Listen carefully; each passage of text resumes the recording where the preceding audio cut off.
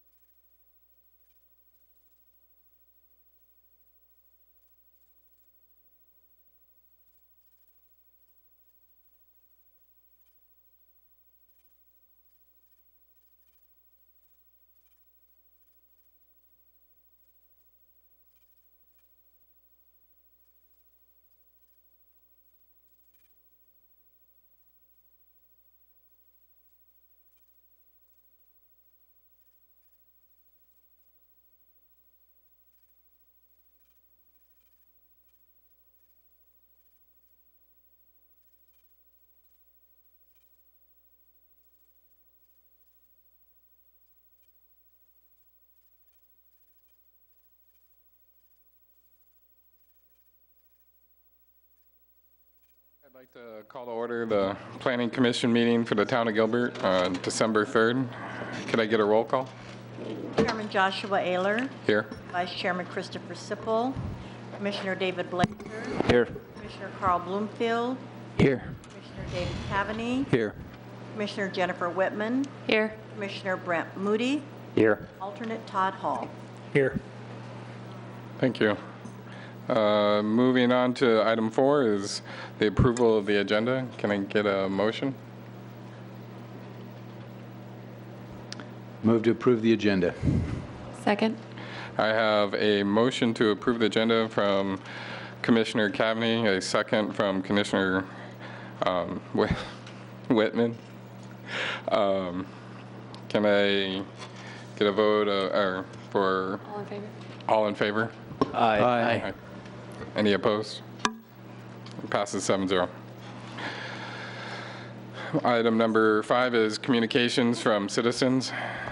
At this time, members of the public may comment on matters not on the agenda. The Commission's response is limited to responding to criticisms, asking staff to review the matter comment upon, or asking that a matter be put on a future agenda. Is there anybody who would like to speak in these conditions? I see none. Moving forward. We don't have a consent agenda, so there's no items, and we'll move on forward to the non-consent agenda. The non-consent agenda is a non-consent public hearing. Items will be heard at an individual public hearing and will be acted upon by the Commission by a separate motion. During the public hearing, anyone wishing to comment in support of or in opposition to the public hearing may do so. To do that, you need to get a green card that's in the back of the room that's on the table, and if you could bring it down to one of our staff members. If you wish to comment on the item, must fill out the comment card indicating a number and which number you would like to be heard upon. Once the hearing is closed, there will be no further public comment unless requested by a member of the Planning Commission. Item number 7 is Z 14-24, request to rezone approximately 12.4 real acres located approximately Val Vista and Elliott. Thank you, Mr. Chairman, members of the Planning Commission. As the Planning Commission heard this at a study session last month, I'll just quickly jump through what's changed since then, unless there's additional questions for staff. So very quickly, 12.4 acres north of the northwest corner of Val Vista and Elliott. The request is to go from SF35 to SF7 with a PAD. This is the site in question. You can see it is a bit of an infill parcel. This was a farm at some point, and as we discussed last time, the owner is ready to redevelop the property, and as we discussed last time, the developer is very conscious of the existing street network and is, in staff's mind, doing a nice job of trying to develop and integrate this project into the infill parcel. Here you can see the layout itself, 43 lots, primary access off of Val Vista. And you can see the somewhat serpentine connection between the subdivisions to the south and north that, of course, acts as a traffic calming measure. The proposed deviations are shown in the table in front of you. These deviations are consistent with the discussion we had last month. So at that discussion, I guess if staff would kind of analyze the comments received, it seemed like there was general support for the project on the whole, recognizing the infill parcel constraints. Generally speaking, it seemed like the product, the character of the development was compatible with surrounding features and, of course, the traffic calming that's been created. What was of a concern to the Planning Commission was the 5 and 5 side yards that were proposed, the measurable benefits of the private open space patio areas that are planned for some of the models for those side yards, the whole concept behind the lot coverage increase for hybrid 2 stories, and then of course protections for adjacent single-family development that is there today and how future proposed 2-story homes may or may not interact with those. Staff has worked with the applicant and would praise the applicant really on their ability to quickly turn around some conditions that you see before you that staff has massaged a bit, of course. But staff does view the applicant's response to this as on point and again, commendable. So very quickly, the proposed mitigations reflective of the Planning Commission's comments. One proposed condition is development will provide 3 or more individual model types that contain a side yard that exceeds 5 feet for at least 35% of the length of one of the model side elevations. So this speaks to, of those units that are going to go above and beyond or augment that 5-foot side yard, essentially what this condition is telling you is that for those units, there will be at least 35% of that elevation run, that side elevation, that will be in excess of the 5 feet. And of course, when we go to the site plan here, you'll see how those private patio spaces vary. The other condition, each dwelling unit shall provide an 8-foot minimum setback stagger between the facade of the front entry garage and the facade of the projecting livable area. This will be easier to see on the graphic again, but just the idea that this product type essentially internalizes that staggering requirement that the LDC wants for the streetscape. Other proposed mitigations, you can see again, 2-story homes that have a second level with livable area that is less than 23% of the area under roof of the first story and having no rear-facing windows, that shall be counted as the hybrid and get that additional lot coverage. And then finally, you can see the homes constructed on lots to the southern boundary would be all 1-story, and then homes on the northern boundary where they abut essentially 1-story would also have a similar requirement. So this is the proposed model layout, if you will, and starting at the bottom here, you can see what's meant by the integral staggering that's achieved by this model type. You can see on 3 of the models the private open space area that combines with the side yard, and generally speaking, I mean, this lays out how these models will look in the future, or how these lots will develop in the future. So for the reasons set forth in the staff report, and I do believe that the applicant is here today to speak to the project as well, staff is supportive with the additional conditions and happy to answer any questions. Thank you, Jordan. Have any questions for staff at this time? All right, thank you. Can the applicant come up and state his name and address for the record?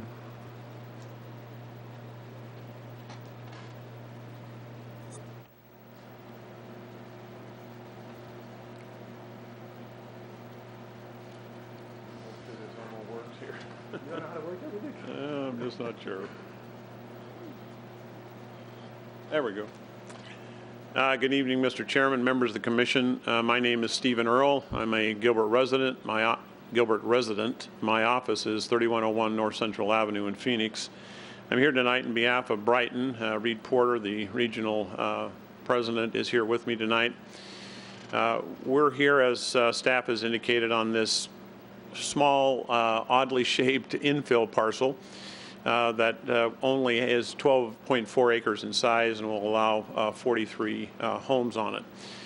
It is the last kind of puzzle piece in this entire area, and so needs to fit into its circumstance. And I think it's important to point out that the general plan calls for 3.5 to 5 units per acre on this.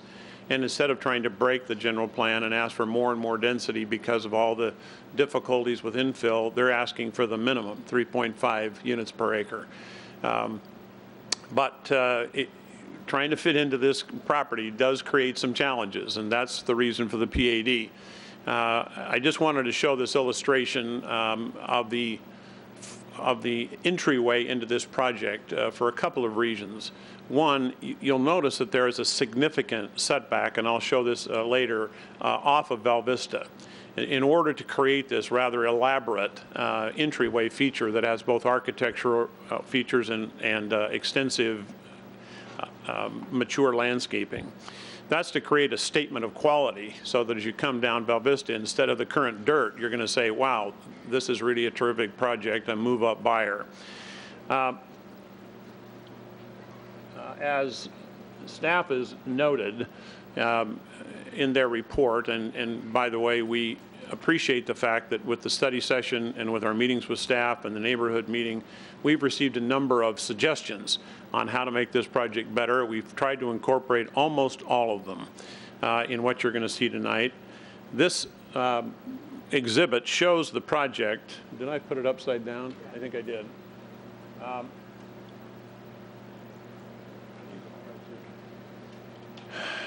Again, this shows that we're trying to, it's a key-shaped property of only 12 acres, and we're taking 50 feet on the front of this to have a very elaborate opening statement of quality. And then we're taking more than 100 feet to about 110 feet on the west side of it to create a significant open space area. In addition, you can see from this that we're trying to tree line the street. That's not typical in this larger neighborhood. Most of the sidewalks are right up against the curb. Here, we're not only separating them, we're separating them by 6.5 feet. And in that 6.5 feet, we're putting trees, plants, and we're putting artificial turf. So it'll create a real, terrific look for streetscape. That's one of the reasons why we're trying to move the houses a little bit closer, because you can see that when you're in a constrained site like this and you know where the raised property is, there's really only one place you can put the east-west road. And it could become a thoroughfare, and so we're trying to make it more intimate, more friendly to the neighborhood, and keep the cars from going too fast. But we think we fit well into the neighborhood, and one question was asked of us, what happens to the raised homestead there that's not in the plan? Well, you'll notice that we've included our open space statement across that property. They've been kind enough to let us do that, even though they're retaining ownership of their property. They will now access their property from our street, so you won't have that secondary driveway off of Val Vista. And as you drive along, you'll see a finished look, finally, on Val Vista Road. Now, when and if they decide to sell that, it fits directly into this plat as an additional 9 lots. They're a little deeper than the other lots, but it fits right into it without any alteration. I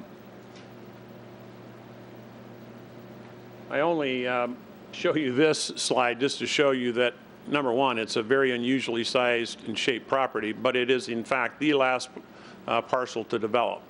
So it is a classic infill property and does present challenges to it. The other properties to the surrounding it were developed 15 to 20 years ago. This exhibit tries to hone in on some of the features of this plan which we think justify the deviations that we're requesting. The first that you can see here, when we blew up the area along here, we just took a blow up of it to show you how it functions. When you separate that sidewalk by 6.5 feet, and then you have a 5-foot wide sidewalk, which will, by the way, all be HOA maintained, as well as the front yards will not only be installed by the developer, but also maintained by the HOA, as well as the front area and the open space. So it's a significant amount of land that the HOA will be maintaining. And it creates we believe, a high energy feel and intimate neighborhood feel. We wanted to show how this property really functions by looking at one of the lots. So this is a house plan on one of the lots and shows how that sidewalk is being separated. It also shows the actual distance from the front of the house to the back of curb. Because we're separating the sidewalk by 6.5 feet, and because the sidewalk itself is 5 feet, it may appear, well, not only, it may appear that the road is closer, and we actually are deviating from the ordinance, which calls for the front yard setback to be 20 feet. But in actuality, if you're measuring from the back of curb to the front of the house, it's 18.5 feet as a minimum and goes up to 22.5 feet. That's for the front part of the house. The garage is a minimum of 20 feet back of sidewalk. So more than sufficient space for not only the garage to be used, and most of these garages are at least 3, in some cases 4 spaces inside the garage with tandem spaces, and then 2 in front. So we think that's a significant element of this, that we really are significantly away from that, even though the ordinance measures differently. It measures from property line to the front, but because we're pulling the sidewalk away to create a beautiful look in this neighborhood, we humbly believe achieving the intent of the ordinance.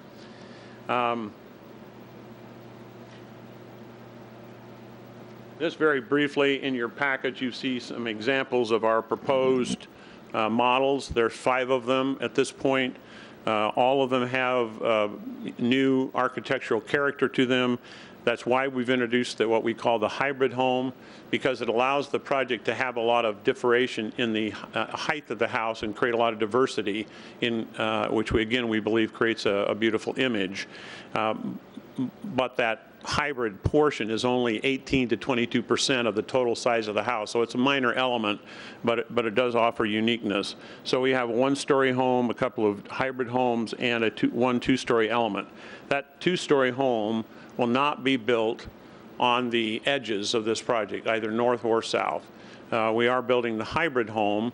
Well, to the north, where we have 1- and 2-story homes, we've indicated that if we're next to a 2-story home, we could be able to build a 2-story. But if we're next to a 1-story home in the adjacent neighborhood, we would only build either the 1-story plan or a hybrid plan that has no rear-facing windows. The element of the hybrid is all forward to the front of the house. We're also, as we've shown in materials provided to you, offering our new residents 3 different, distinctly different elevations for every model. So it creates a lot of diversity in architectural look. Now, this was one of the issues raised that I wanted to go over. There was a concern raised at the study session about the side yards being 5 and 5. And I have a little bit more material later, but this just shows that 3 of the 5, or a majority of the models that are being proposed, all have significant courtyards that operate off the side yard. So instead of having 2 narrow 5-foot setbacks that go from front to back, we're actually introducing, based on the concern that was raised, more than 35% of one of those side yards will be significantly greater than 5 feet. In fact, in some cases, it's more like 40 feet. And we've provided a couple of photographs of what those internal courtyards look like. So as you come into the house, you're coming into a courtyard element that operates off of a area within the house. And we believe this indoor-outdoor style of living has really been very attractive to the market.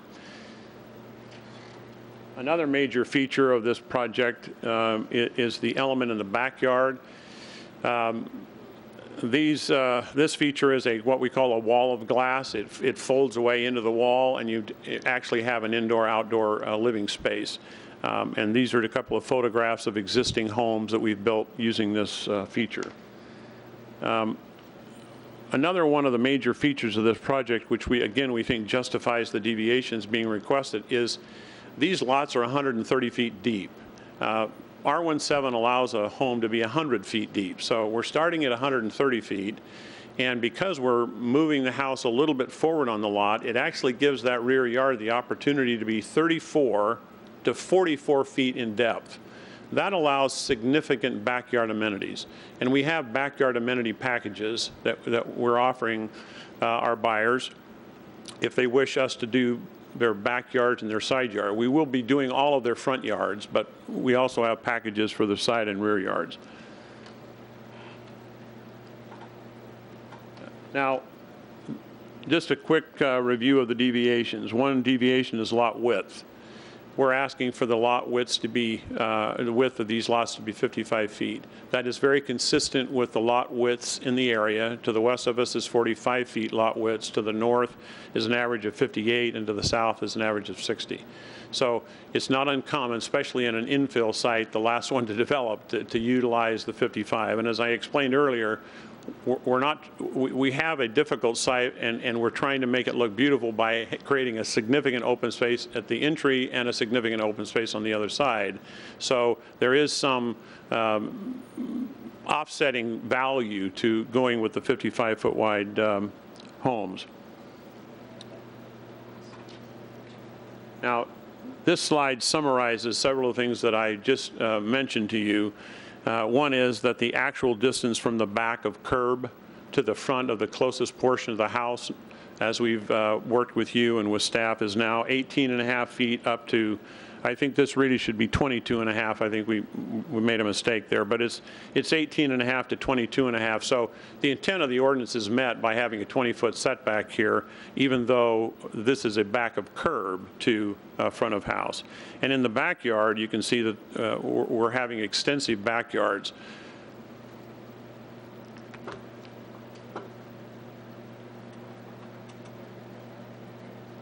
This is the issue on staggering that was raised. The intent of the ordinance requires there to be a 3-foot stagger house to house. Instead of having a 3-foot stagger house to house, we're trying to introduce a stagger of 8 feet up to 13.5 feet on each lot. So the front part of the house is forward, the garage is back, and that creates a lot of movement from house to house, which we think more than satisfies the intent of the ordinance.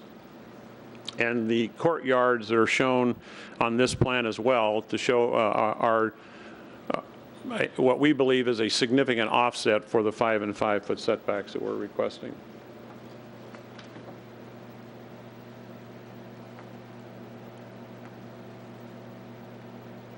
This is the exhibit that we just looked at earlier on the 5 and 5s. I know that's kind of one of the points that came up as a concern. We seriously looked at that issue. To change to a 10 and 5 would seriously impact the density of this project. 5 lots would be lost. And when you're dealing with all of the open spaces being proposed here, not only is it important to the developer to be able to have those 43 lots, but you need a certain synergy for the neighborhood to sustain the HOA fees without getting them too high. So our offset was to have these significant courtyards that are not 5, 10, or 15 feet or 20 feet. In some cases, they're 40 feet in depth. And there are 3 of the 5 plans, so a majority of the plans have this. Beyond that, we would say that both side yards are designed to be free and clear, so they're appropriate access ways from the front of the house to the back of the house. And we're emphasizing the front, and we're emphasizing the back, and the sides are really access except for these courtyards, which we think is a significant feature of this subdivision. And the staff was kind enough to work with us to stipulate so that even though I'm showing you this as an element of the presentation, it's now stipulated in the staff report so that each of these features that we're showing you have a corresponding stipulation. And this is, again, that blow-up of one of the plans. This to show how significant that courtyard feature is on the side of the home, as well as the front and backyard elements. The only plan that we have that requires a lot coverage deviation is the one shown in red, called the 211. All the other plans are appropriate and within the ordinance structure. This one is slightly over, but when viewed as a one-story home, it's fully within the confines of the ordinance. So we call it a hybrid. We have about 18% up to 22% of the home at the front. We were asked about the dormer element. That's the home. That's this one plan blown up. This is the floor plan of that. We do have a dormer element shown here in orange. That's not being used wherever we are adjacent to another subdivision. So the north and the south sides where we're restricting the height, we're not using the dormer element. On the other lots, we would like to be able to use it, but again, it's a small element. It has a window facing to the side, not to the rear yard. And we don't think it'll have any significant negative impact on privacy because because of the way we've structured the subdivision. So sorry for going probably a little longer than you had hoped, but I just wanted to go through those justifications for the 5 deviations we've requested. Thank you. Thank you. Do we have any questions from the commission? I do. I have one, primarily of staff, though. As I look at the, I want to start out by saying I like the project. I think I think it's a right fit. I don't have any concerns about the 5 and 5 and the lot coverage for the hybrid model. I only have one question in regards to front yard setbacks. Typically, the front yard setback is measured from the right-of-way. Is that correct, Jordan? Property line. Property line, which would be the right-of-way line for most cases. In almost every case. Yeah. So, and here we're measuring it from the back of curb, it seems like, in the staff report. And I just wanted to clarify that to make sure that that was understood by everyone, so. Mr. Chairman, Commissioner Bloomfield, that is correct. And what's behind that, typically you would have an attached sidewalk, and so taking your setback from property line, yeah, it does eat up a portion of that sidewalk. Right. What's being proposed this evening is, again, is that detached sidewalk that provides the parkway. The property line is actually set back quite a bit, and so essentially what the applicant's contention is and what staff also feels is appropriate is that the streetscape itself is, you're still achieving that same sense of space, even though the setback per the code is being reduced. Thank you, Jordan. Do we have any questions for the applicant still, or at this point? Okay. Okay. Thank you. I'd like to open it up to the public, and is there anybody who would like to speak on this matter? Okay, I see none. Does the applicant have any other additional comments?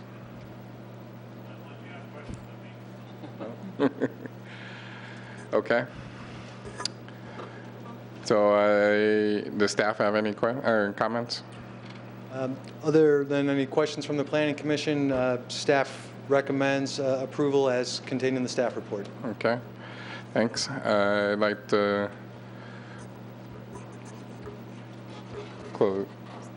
close the public hearing and bring it back to the dais. Anybody would like to start? Commissioner Cavaney. Okay, so as discussed in study session, I think I still have the same concerns I had then with the 5 and 5 foot setback on the side yards. I've looked at it some more, and I really believe this could be redesigned to only lose 2 lots if you were to get your 5 foot additional on each lot.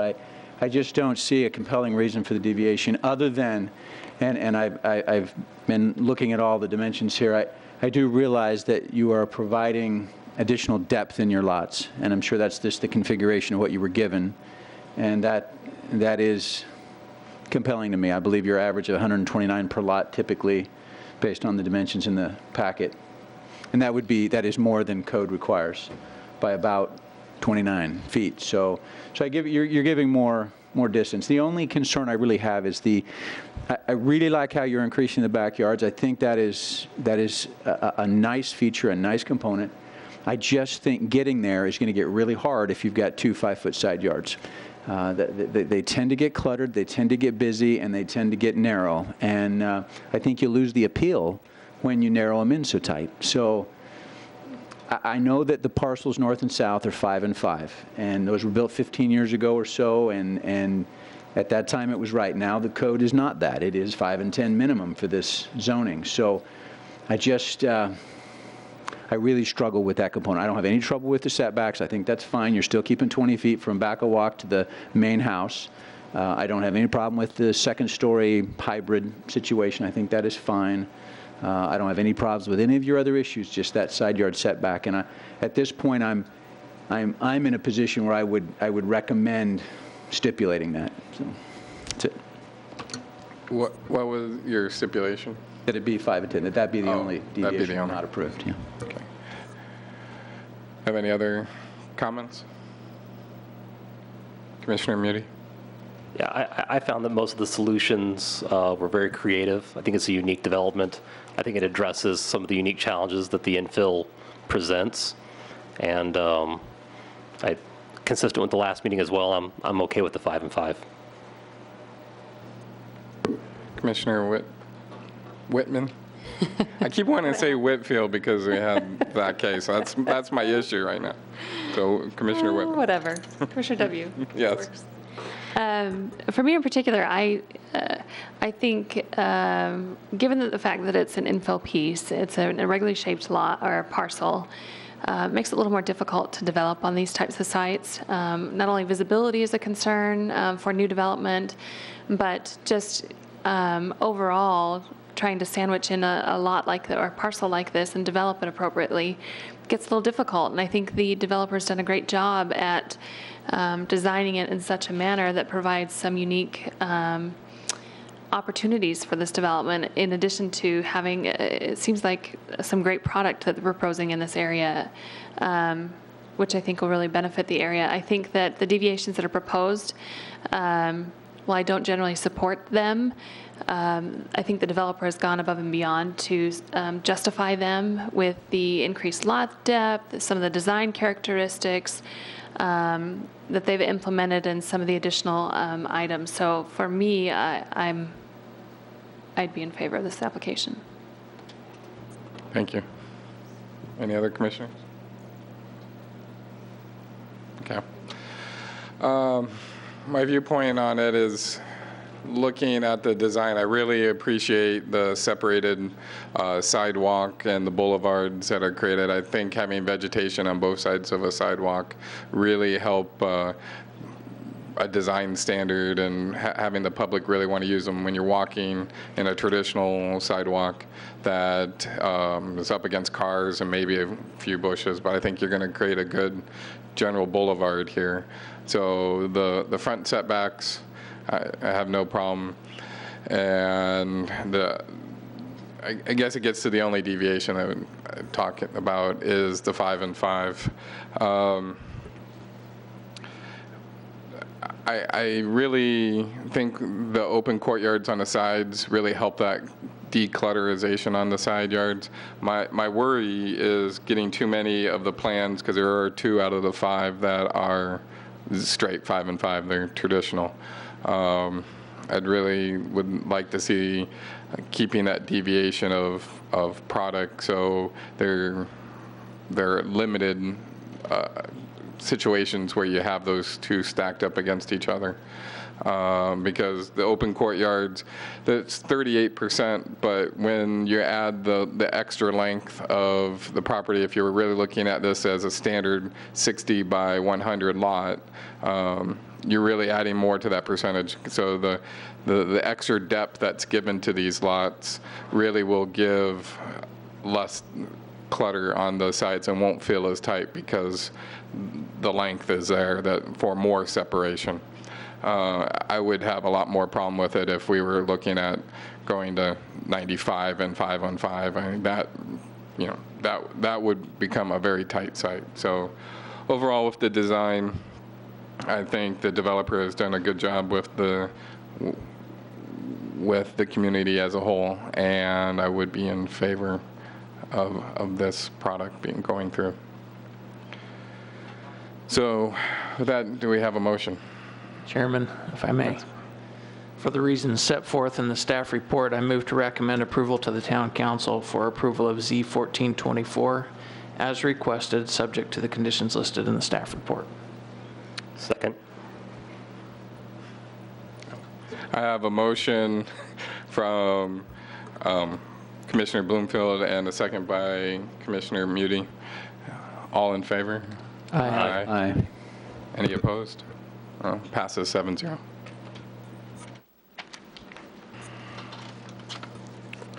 On to item number 8, which is GP 14-08, request for minor general plan amendment to change classification of 3.3 acres of real property northwest corner of Guadalupe and Cooper, and the adjoining case, item number 9, which is zoning case 14-18, which is to rezone the approximate 3.3 real property, acres of real property at Guadalupe and Cooper. Thank you, Jordan Mr. Feld. Chairman, members of the commission. This is another case that the Planning Commission is very familiar with. GP 1408 and Z 1418, as the chairman noted, are a request for 3.3 acres at Whitfield Nursery, which is north of the northwest corner of Cooper and Guadalupe. The requested zoning is for GC. The existing zoning is SF 35. So by way of quick background, the Planning Commission considered the original application on September 3rd. There's a pretty strong discussion, I would say, about the proposed deviations with respect to the nursery use itself. And it seemed like the Planning Commission, for lack of a better word, had sympathy for the use itself and the deviations that were being proposed, but had strong feelings about the property redeveloping. And as we know, those deviations would apply to any future redevelopment of the parcel. So the Planning Commission approved the request for GC, but denied the majority of the deviations that were sought, with the exception of two. The internal non-residential setbacks, there weren't concerns there by staff or the Planning Commission. And then if you recall, there was a parcel to the north of the original two-parcel request that the applicant controls that would continue to serve as a caretaker function. And so we needed to put a condition in there that provided for the cross-access from residential through commercial. Moving forward to today, by way of an amended application on October 23rd, the applicant has added a third parcel, so now the request is for 3.3 acres. The applicant has withdrawn all of the deviations that the Planning Commission had previously denied, so that is no longer an issue. Those deviations are now subject to a variance application that is currently open. And I'll finally note, to date, even with the third parcel, so you'll recall these were the two parcels of the original application, and then we've added, or the applicant has added, this third parcel. Even with the additional parcel, we have not received any opposition or input from the community. There's some quick maps just showing the general plan character in the area, the zoning exhibit for this property, and the proposed development plan, which you can see is, again, only calling out these non-residential setbacks as part of the PAD request. And further illustrating my point, so finally, staff's recommendation based on the modified request with the withdrawn deviations that were previously a concern of staff and the Planning Commission, staff is recommending approval as contained in the report. There's only one condition being recommended, and that is the condition reflective of the deviations that we support. Thank you. Do we have any questions for staff? No? Okay, thanks. Would the applicant like to come up and speak? Could you name and address for the record, please? I'm Brian Blake, and I live at 505 West Glendale Avenue in Phoenix, Arizona, and I've had Whitfield Nursery here since 1983 in the corner. And I want to thank staff. We've had several meetings and conversations, and especially Linda and Jordan, and we've kind of worked through, I think, what the issues that we had last time that we presented this to the commission. And so we are going to add the wall back in now. We're going to have the hedge and put the hedge back in. So I think that's going to, address the concerns that the commission had last time we had our meeting. Aside from that, we did add another parcel in to being zoned commercial with the other two. So there'll be the three parcels, all zoned commercial. And I don't think that we have any opposition to it that I know of. And I say we're putting the wall in now, and everything else we're going to try and do through variances, which we had a variance here this morning, which everybody seemed comfortable with at that point. And so hopefully we'll get your approval today, and then we'll go on to City Council. Thank you. Have any questions for the applicant? No? No, thank you. I'd like to open up for the public. Is there anybody that'd like to speak on this matter? No? I don't have any cards, so is there any questions left for staff? Well, Unless there's questions of the Planning Commission, staff has no further comments. I don't know.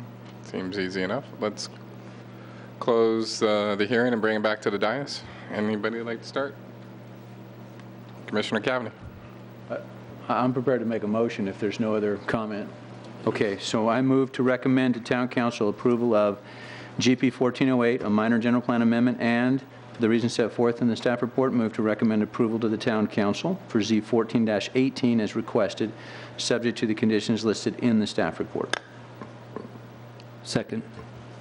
I have a motion by Commissioner Cavaney, a second by Commissioner Blazer. All in favor? Aye. Any opposed? No? Passes 7-0. That takes us to item number 10, which is Z13-11, a request to amend the Town of Gilbert Land Development Code, and multiple things to be changed. Let's bring up Jordan Feld. Thank you, Mr. Chairman, members of the Commission. Z1311 is a proposed text amendment seeking to clarify the definition of hospitals, apply use permit requirements in certain districts for hospital development, provide separation requirements for hospital development in the town specific to hospital separation from daycare centers as well as schools, and provide an incentive for hospital development within our growth areas by not applying use permit requirements to districts that allow hospitals and/or separation requirements for hospitals within growth areas. The Planning Commission is not new to this issue. In fact, there's been several presentations to the Planning Commission over the last 18 months on this topic. So I'll try to avoid the litany of graphics we have shown you and just try to stay on point here this evening. So what is the issue with behavioral health in the community, or what is the issue with hospitals in the community, or essentially why are we here? Why did we have so many meetings over 18 months? The enhanced input when hospitals are proposed, it seems to be the biggest community desire here. Having gone through this stakeholder group process, it's very clear to staff that at least the representation of the neighborhoods that was on the stakeholder group, they very much, regardless of the type of hospital, where it's proposed, or anything else, they want the opportunity for additional public input, and that has been, I guess, that has culminated in this use permit process that we've discussed. And then also they desire these minimum separations from, as I said, schools and daycare centers. We've previously talked about the federal law and the need to treat hospitals of any type equally through the zoning process. I think the Planning Commission was unanimously supportive of the idea of clarifying the hospital definition itself. And then just from a community policy standpoint, as we all know, hospitals are critical to community livability. So are protecting neighborhoods. So we need to balance those goals. We know that we really want to foster targeted economic development, and we know that medical service industries are part of our strategic economic development plan, and we want to try and promote more urban uses, uses that you would think of as that would occur in a more urban area and benefit from urban conditions. We obviously want to try and focus those areas in our growth areas. So the draft text amendment, as the Planning Commission reviewed its study session last time, these are just the legislative edits. They have not changed since the study session. Staff's recommendation has not changed since the study session, although we are anticipating additional discussion on separation or use permit or both. Staff did hand out a staff report addendum, just noting that the intent here is daycare centers, not other types of daycares, and that was how it was presented in the final recommendation in the initial report. This is the legislative edit for the proposed definition change. And so the Planning Commission, having heard all of this in multiple ways in multiple meetings, again, seemed like there was general support for the uniform definition, or I should say uniform support for the definition of hospitals.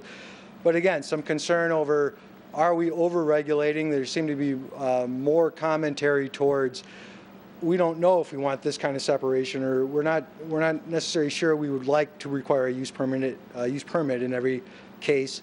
And then some discussion as to whether or not we should be trying to incentivize growth areas or lessen standards in the growth area, I should say. So reacting to that, staff's rationale again for an incentive for these in growth areas, and it's the reason we present this first, because it's it becomes kind of a, whatever we do in the town, does the Planning Commission feel like there should be something less in growth areas to serve as an incentive? So something to keep in the back of your mind as we're talking about to provide a separation requirement or not, or use permit or not. Staff definitely feels like trying to focus or promote major hospital development into a growth area is very consistent with general plan policy on this issue. The stakeholder group spoke ad nauseum about the benefits of transit service and infrastructure and like uses in making hospitals a sustainable part of the community. We know that in more urban areas, compatibility is more often addressed through urban design technique than it is large separations or anything else. Another reason, again, staff is supportive of hospital development in growth areas with limited restrictions. And we talked about kind of the synergy that creates or gets created between hospital uses that can co-locate or locate near each other, and kind of the end effect that has on community access to health services and the benefits we see there. From the staff's perspective on minimum separation, we do support that, and our rationale is pretty evident here. One, community preference is that we try and minimize line of sight throughout the community where these hospitals would go in the future, and schools and daycare uses. It does, by creating a minimum separation, we do create kind of a reference point for the Planning Commission to evaluate future hospital proposals. Having at least a minimum separation requirement, in theory, would lead to more, I guess, consistent outcomes. Staff did have some concern about whether or not, if we didn't have at least a minimum separation, would we end up with a bunch of hospital projects over time with markedly different analyses and standards that could, I guess, run afoul of what the federal law is trying to get to. And finally, again, the separation requirement of any sort generally in the town, if not applied in the growth areas, would create the incentive we're looking for. The use permit rationale, again, there's a variety of types of hospitals, so staff understands why the community would want to have some minimum level of public input in any future hospital development. They certainly have unique land use characteristics relative to the base zoning districts where they would otherwise be allowed. Generally speaking, I think planning is always in support of more opportunities for public input. There would be procedural equality. As you know, in some base districts today, we do require a use permit for hospitals. Other base districts, we don't. So by applying a use permit across the board, again, we get to that kind of uniformity of treatment that we're looking for. And again, finally, a use permit requirement outside of growth areas does provide default incentives for growth area development. So the discussion du jour is general plan policy. You know, whatever we come up with this evening, should we look at a lesser regime of regulations, if you will, in the growth areas? If there's concern about separation and use permits, perhaps we look at a hybrid of the two. And by that I mean maybe the minimum standard for hospitals is you have to provide a 300-foot separation, and if you don't do that, then a use permit is required. So there are options to this. And then a discussion of, I guess, if we feel that there should be any kind of minimum distance anywhere in the town, with or without use permits, we should have that discussion about what is an appropriate distance to achieve or minimize line of sight, I should say. And so just very quickly this afternoon, looked at a previous hospital proposed site and mapped out what 1,000 feet would look like, mapped out where there are schools today just to show that proximity to 1,000 feet. What this map also shows is parcels, and that's really key in all this. The parcels that are hit by this buffer, and I realize in practice we would be taking these buffers off the daycare use or off the school use, but the math pretty much works out the same here. So for quick purposes, taking the buffer off the hospital, even though this is 1,000 feet, you can see the true impact of that 1,000 feet. When you have large parcels, it creates a much larger regulation than perhaps you intend. So this is 1,000 feet, and you can see that pretty much wipes out that intersection. Okay. This is 500 feet, and I apologize, the scale I'm zooming in, so you can't compare 1,000 feet to 1,000 feet visually here, but at 500 feet, you can see the impact is really contained to the east side of this arterial intersection, contained to that quadrant, essentially, of the intersection, although there is overlap across the street. This is what staff feels is a reasonable separation distance. 150 feet is a separation in place for residential daycare. 150 feet is about double the building setback we would require in like a GC next to single family, so to try and put it in perspective. So it's double the setback we would get between a intense commercial and residential use. You can see the impacts are obviously much less at 150 feet. And so again, staff does support the initial recommendation, but certainly sees that there's some gray to this and certainly appreciates any discussion or modifications the Planning Commission would suggest this evening. But for the reasons contained in the staff report, as previously presented, staff is recommending the changes as I've noted this evening. And just to perhaps ease the conversation, if you will, this is just an itemized version, I guess, of what staff is recommending, so we can refer back to this if we want to essentially use these as a reference point. I think that's all I have. Thank you. Thank you, Jordan. Comments for staff? Commissioner Whitman? Jordan, I know that in previous discussions and in previous controversial type uses, when we've imposed or required some sort of minimum separation, I think, if I can recall correctly, that the majority of the times that when we've required some sort of separation, that separation requirement did not jump an arterial street. It didn't jump a canal, and if there was something built in, so in essence, if you look back at the exhibit that you prepared for the 1,000 feet, I think, correct me if I'm wrong, staff, but in instances like the non-traditional businesses and things like that, the medical marijuana, or not medical marijuana, the tattoo parlors, and I think some of the others, when we impose some sort of separation requirement, in an instance such as this, that buffer wouldn't extend beyond east of the canal. It wouldn't go north of the arterial street or west of that arterial street. So it would pick up everything on that side of the street, but basically protect the residents. Is that something that was kind of discussed or considered? Great question, Mr. Chairman, Commissioner Whitman. As it's worded right now, we haven't put that language in there. You're absolutely right. There are separation requirements in the LDC where we spell out it until you get to an arterial, until you get to a canal or electrical transmission corridor. Right. So that language isn't in there right now. We proposed an absolute standard for ease of implementation. So just taking it from property line to property line, regardless of intervening roads, corridors, or whatever.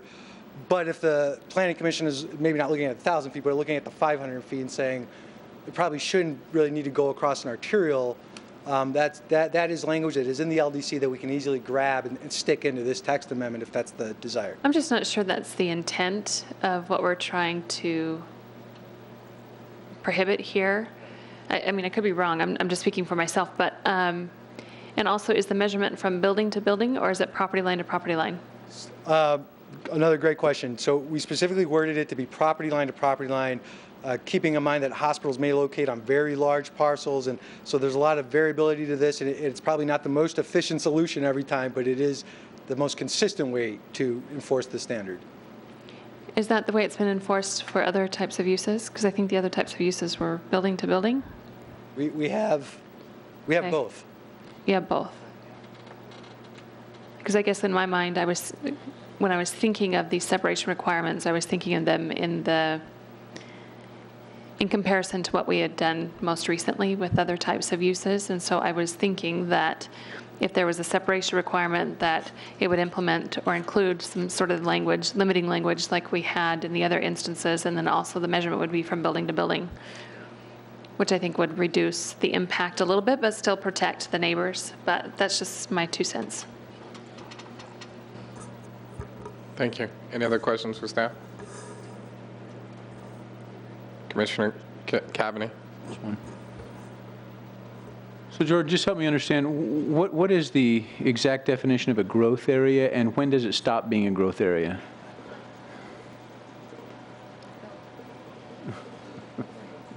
Thank you, Mr. Chairman, Commissioner Cavaney. the growth areas are essentially depicted here. So they are created by resolution with the general plan. They would be disevolved, expanded, new ones, all through a general plan amendment process. So it's a public process to get them there. It's a public process to take them out of there. So everyone would always be aware of where these incentives were occurring if they were to occur. Any other questions for staff? So, Cabinet. and maybe this isn't a question, maybe this, well, no, actually, this is probably for deliberation. I want to talk about Commissioner Whitman's concept of building to building versus property to property, so we can deliberate on that. It's really not a question, so. Well, I have a question. So understanding with this definition that's proposed, if a hospital was existing, then it could change its use, just using what we have right outside the door. We have a banner building that could, as a use, could modify its uses and change as long as a hospital, any use could be within that hospital use. Correct. That's how we would interpret it. I mean, if is the question if a school was to want to locate at the banner site today, is that what you're asking? No, I'm saying as a hospital. Right now, we don't have a definition or a definition between behavioral hospital to. Yeah. Now we're lumping it all together. So if now I'm a hospital or hospital use, now I can change that use without going back. Great question. Yeah, absolutely. So in established hospital use going forward, we're not going to change the occupancy or change the zoning if the type of treatment they provide, still inpatient, still with medical staff. We don't differentiate between those changes. Okay. Thank you. That was my only question. I had the same question about property line to building, but we'll talk about that. I would note, thank you, Catherine. Catherine Lorbeer reminded me that as we kind of debated why this specific type of separation might be better for the parcel-to-parcel distance requirements, not only do hospitals tend to have kind of large campuses, but the schools themselves do as well. And so if you're concerned about line of sight between someone in a hospital and a child, you can see on this aerial, there's a parking lot, there's a playground, there's the football field. I mean, all that stuff potentially has a lot of children being active. So that is another, I guess, fundamental reason why we would, I guess, focus more on the property line to property line separation. Thank you. Well, I have one card from the public. Could Amy Peterson come up and state your name and address for the record? It says you wish to speak, but doesn't say if you're in favor or opposed. So. All you do is do that. Thank you. You're awesome. Thank you. Thank you. Do you want a specific slide up or anything? This is perfect for now. Hi, my name is Amy Peterson. I'm a resident of Gilbert, and I have been working and following this issue for now 18 months, like Jordan brought up. I wanted to first say that I appreciate the time and effort and energy that's been spent on this issue. It has been a long, lengthy process, and it tells me that everyone's taking it seriously, so I appreciate that. After the study session last month, I felt like it might be helpful to give a brief history as to why we are here. This is information that was something that was very viable, that was happening, that we found factual data on. This is nothing, we aren't here just because we thought, oh, let's talk about text amendments to this issue. In the spring of 2013, there was a hospital, it was Springstone Saguaro, if you all remember, that was going to locate next door to Pioneer Elementary. This is, I'm glad this map is here, it helps me perfectly. This is the hospital. This right there, I'm going to shake up here, sorry. This is the elementary school. This is the parking lot. Look at that. Oh my, I'm sorry, I'm shaking. That is the playground. It's 75 feet away from the back perimeter of that hospital. The reason we were here is because by right, that hospital was able to come in there under general commercial zoning. There is no public input. Now, I will hear the argument that there is public input because there's architectural and design review. That is, as you know, we can talk about heightening the lights and changing the elevation and things like that, but we could not contest this property going into our elementary school. Now, then the next question, so I was advised to do my research, which is exactly what I did. I first talked to the man bringing it to our town, asked him some questions. Have you ever had anyone escape? And if we don't want to use that word, I'll say anyone who has ever left involuntarily or voluntarily against the will of the medical staff. The answer was no. Do you take sex addicts? No. So then my next question, or my next step, was to call all of the behavioral hospitals that this company owned and operated back east. My first question to all of them, as I'm doing this research into them, was, have you ever had this happen? Absolutely. We have people get out all the time. Then the next question I call back, acting as if I'm going to admit my family member that is a sex addict. Will you admit him? Absolutely. So then the next step was to call and receive all of the police reports and incident reports from all of the police departments that would report or respond to each one of these 8 other facilities. I got a stack this thick. And do you know the very first one was known homicidal suicidal patient threw a metal chair out the front window and is in a tree down the road. Now, can you imagine? Our staff we knowingly place a hospital right here next to our elementary school, and now this guy's hanging out in the tree at the Pioneer. I mean, we would absolutely be on the front page of the news, absolutely. And if that's not enough issue, I mean, I feel like a lot of concern is being brought to the growth of Gilbert, and I would like to see it balanced into the safety of these children. They have just as much right, if not more, as they are here first. I appreciate, and I think that there's been great progress made. I like the special use permit process. I like some of the separation, but I can't support anything that is with no restriction or by right, and that is within those growth areas, unless somebody can assure us that there are no schools in those growth areas. So that last map, Jordan, that you pulled up, do you want to pull that up? Do you mind? Sorry. Oops, there it is. But, thank you. So these areas, in each of these areas, it would be possible for that hospital, that behavioral hospital, to locate by right and go through exactly what we just went through. So now we're making that process completely legal that we've been working on for 18 months to get here. Because these have schools in them. And I did verify that today. They do. But, you know, if I'm wrong, if we can go on the record and say that there's no schools in any of those growth areas or daycares and it's totally going to be safe, then I can get past it. But I just can't support any behavioral hospital coming into Gilbert without restriction, and that is what is being proposed for the growth areas. So at a minimum, I would like to, at a minimum, there has to be some type of public forum for these hospitals to come in. And you know, I want to be clear that this is in no way, shape, or form in opposition of behavioral health. This isn't a perceived fear. This isn't a line of sight fear. This is a real factually based discussion. This is an unknown variable that we're placing right next to an elementary school. So I just want to make sure that they're safe and protected.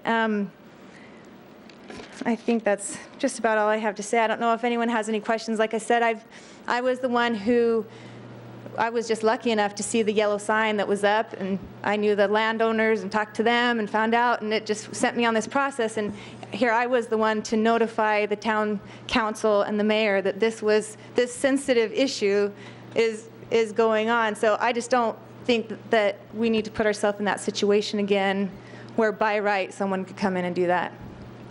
That's what I have to say. Thank you. Thank you. Do we have any questions? No? We have a question for staff. Jordan, Commissioner Cavaney. So let's talk about the growth areas for a minute and make sure we understand that element maybe a little more. So in a growth area, right now, there is no separation requirement. Would those facilities be subject to use permit? And why is there no separation in growth areas? And if there were a separation and a hospital came in first, then would the daycare or school be held to? There's a lot of questions in there. Sorry about that, but yeah. Let me start with the last one. So the establishing the hospital first in the growth area would not in any way impact development around it. So as long as the hospital's there first, anywhere you could put a school right next to it. It's kind of the developer knows at that point what's there. As it's currently proposed, there would be no separation requirement if you proposed a hospital in a growth area. So if your parcel is right at the edge of that growth area, you're in the growth area, and then across the street, or maybe even not across the street, some of the growth areas, stop at a parcel, and next to it is another parcel, so there's no intervening corridor or anything. So if you propose the hospital use in the growth area, you wouldn't have to look at separation from schools or daycare centers within the growth area or outside the growth area. And you would not be required to file a use permit if the site was in the growth area. And why is that? Why are we not requiring that separation in the growth area? I mean, if the issue is we want to have a standard separation, why is this unique? Excellent question. We heard testimony through the stakeholder group process that in more urban parts of the region, if not the country, it is quite common to have a variety of uses on a hospital parcel or near a hospital that would include daycare. If you think about the level of employment that occurs at even a mediocre-sized hospital, they usually generate enough daycare need by themselves to support a daycare center near or on site. And in urban areas, I can think of the Central Corridor in Phoenix. There's schools very close to hospitals, and it's, I guess, through urban design and just kind of the appreciation that you're in an urban area that these issues tend to be less, or at least not as impactful to the community. So I guess staff is suggesting that these growth areas represent the future urban nodes of our community. It's where we're going to try and push transit facilities, promote growth, promote infrastructure development. And these are the types of things that hospitals look for and related medical services look for. And so that's why staff is suggesting that if we do put new standards in place for hospitals across the board, we should consider a lesser standard for growth areas. And it does not have to be zero separation. It does not have to be no additional scrutiny. Staff is simply suggesting that by virtue of general plan policy, we should be trying to look at ways to encourage this development in the growth areas. Thank you, Jordan.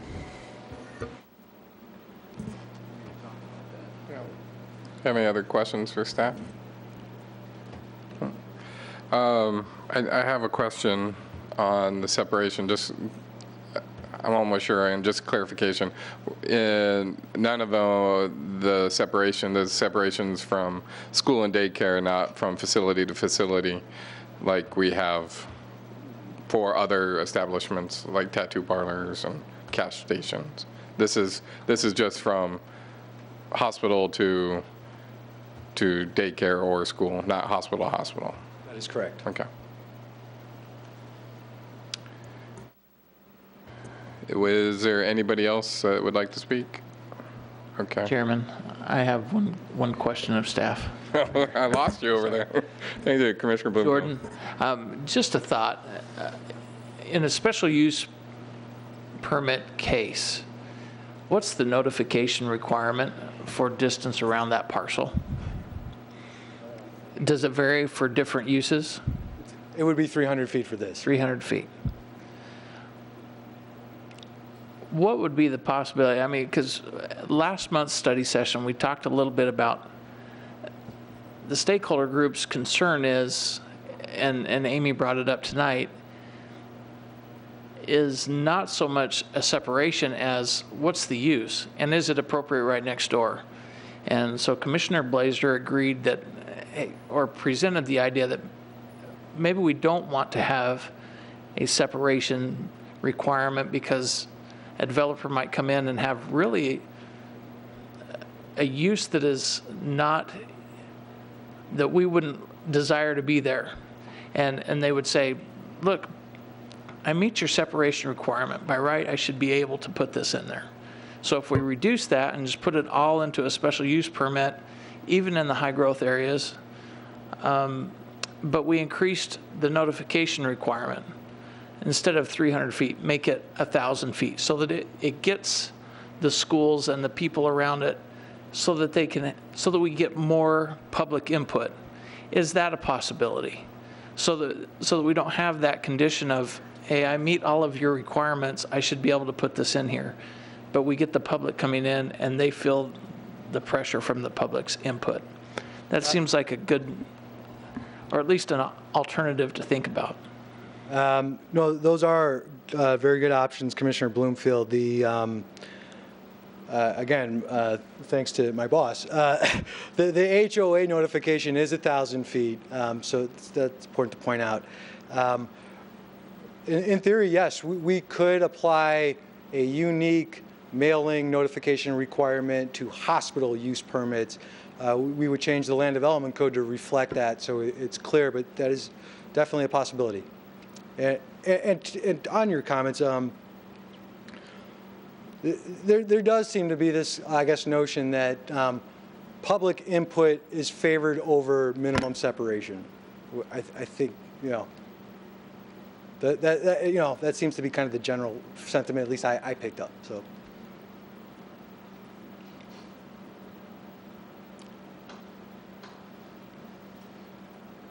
Any other questions for staff? Okay. To close the public hearing and bring it back to the dais for deliberation. Anyone would like to start? Commissioner Cavney? So on that no separation, and I brought this up last time, but just to reiterate, I think one of the concerns is picturing myself as a developer of a hospital coming in. If I enter Gilbert and I want to pick a site, I'm going to have a really hard time picking a site if there isn't some basis upon which to pick that site. So I have a little concern with not having some basis.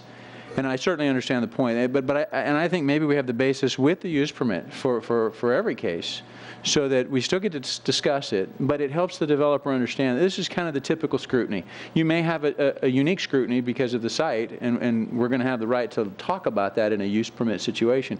But I'd really be hesitant to say nothing, because then the hospital developer's going, oh, I like that site. He's going to show up here and say, well, wait a second, now it's a whole different story, and I've already put money down, or I've paid for it, or whatever, and we've really caused him a hardship by not having that. So that's my only concern, is we really take away the opportunity of the developer to do what they need to do at the beginning. So I think my thoughts, and I'm really anxious to hear everybody's thoughts here, my thoughts are, based on some of the comments tonight, and thank you, Amy, for coming and sharing your feedback, is that, and Jordan, I think you kind of pinned something here, is that in order to encourage the growth, which I understand is part of the general plan goal, is maybe we require, I think I'm open to a 500-foot separation with a use permit on hospitals in the non-growth areas, and in the growth areas, maybe something less, maybe it's 300 feet, something like that, maybe 200, 250, something in that range. I'm open to talk here. But also the use permit requirement. I really think that these are so few and far between that the opportunity to talk about it if they come into town is probably fair. I don't think that's unreasonable. It's not like we're going to be here every week doing another one. So I don't know, I'm open to any kind of comment on that.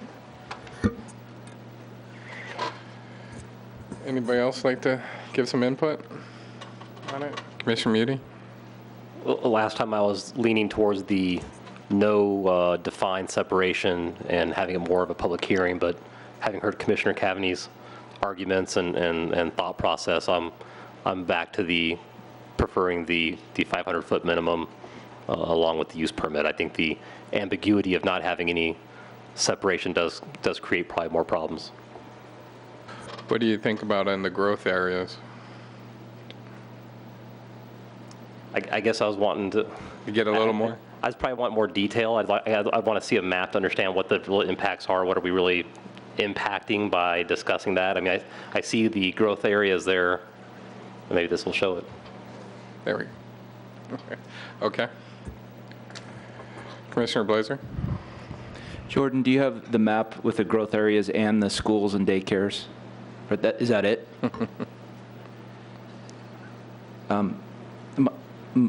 My opinion is that we absolutely need a public process in the growth areas.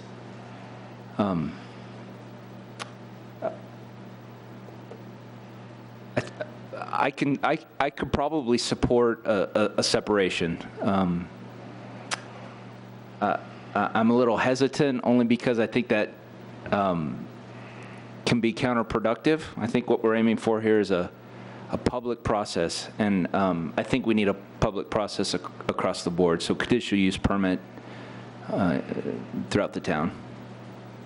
Thank you. Commissioner Whitman? Just a few notes.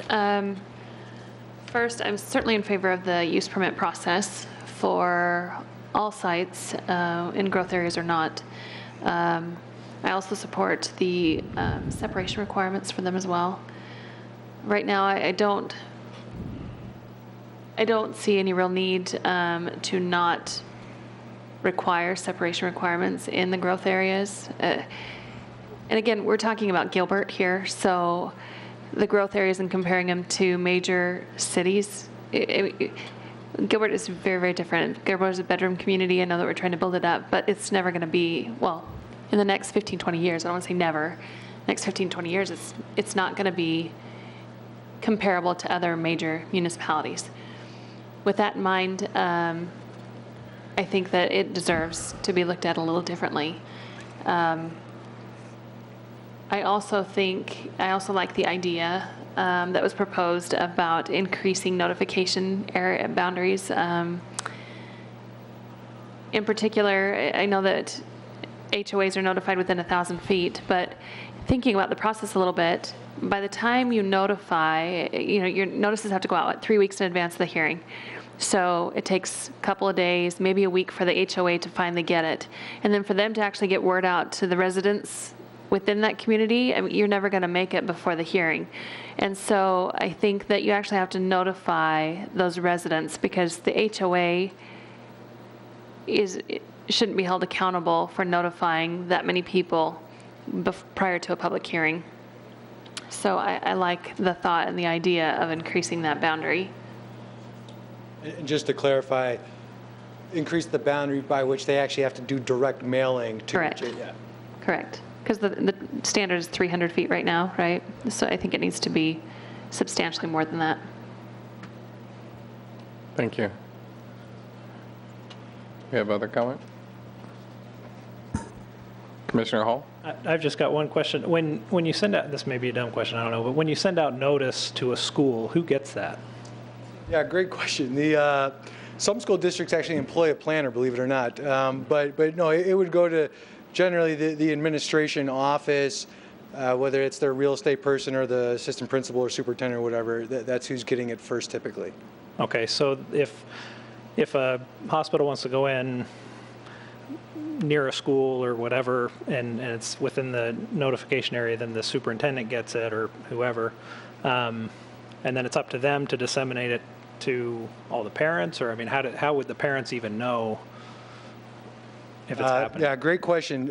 They're set up, I guess, or their typical role is to review development requests for impacts on teacher demand, essentially. Mm-hmm. So their review, unless we put a note in there or something that changes how the communication process would normally look to them, generally speaking, they're just going to look at it for forecasted impacts and whether or not there's a change there. I guess that's the one concern I have about not having a separation at all and just giving out notice is I'm not sure the parents of the kids who go to that school, we can't guarantee that they get notice. So fair point. Thank you. Well, Can I say something? yeah, I'd like to say, but go ahead. Just let me, and you can got it. conclude. You can conclude. I said, should we talk about a reasonable separation? I mean, Jordan's offered some options, and we haven't really talked in detail about that. And I think we ought to maybe come to some agreement on what that ought to be. And then, of course, Jordan's point of in the growth areas, we're trying to drive a little bit more growth, and perhaps that could be something less. So I just think we need to talk about that, and we really haven't broached that. So. Yeah, well, I'll go start that part of it. I think, in looking at outside of growth areas, I think 500 feet measured from the property line is, for the case brought up that you could have a field or a playground that's 500 feet away, in a large school. And it's hard to measure from building to building anyways, because things can move. So I kind of go there. Use permits, I think we're all bringing together that a use permit through the town of Gilbert, growth area or not, separation in the growth area is kind of where we're kind of talking about. My viewpoint, I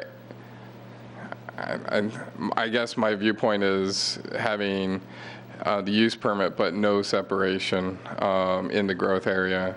But I definitely take in your view of having the developer come in saying there's no separation, but we have this use permit.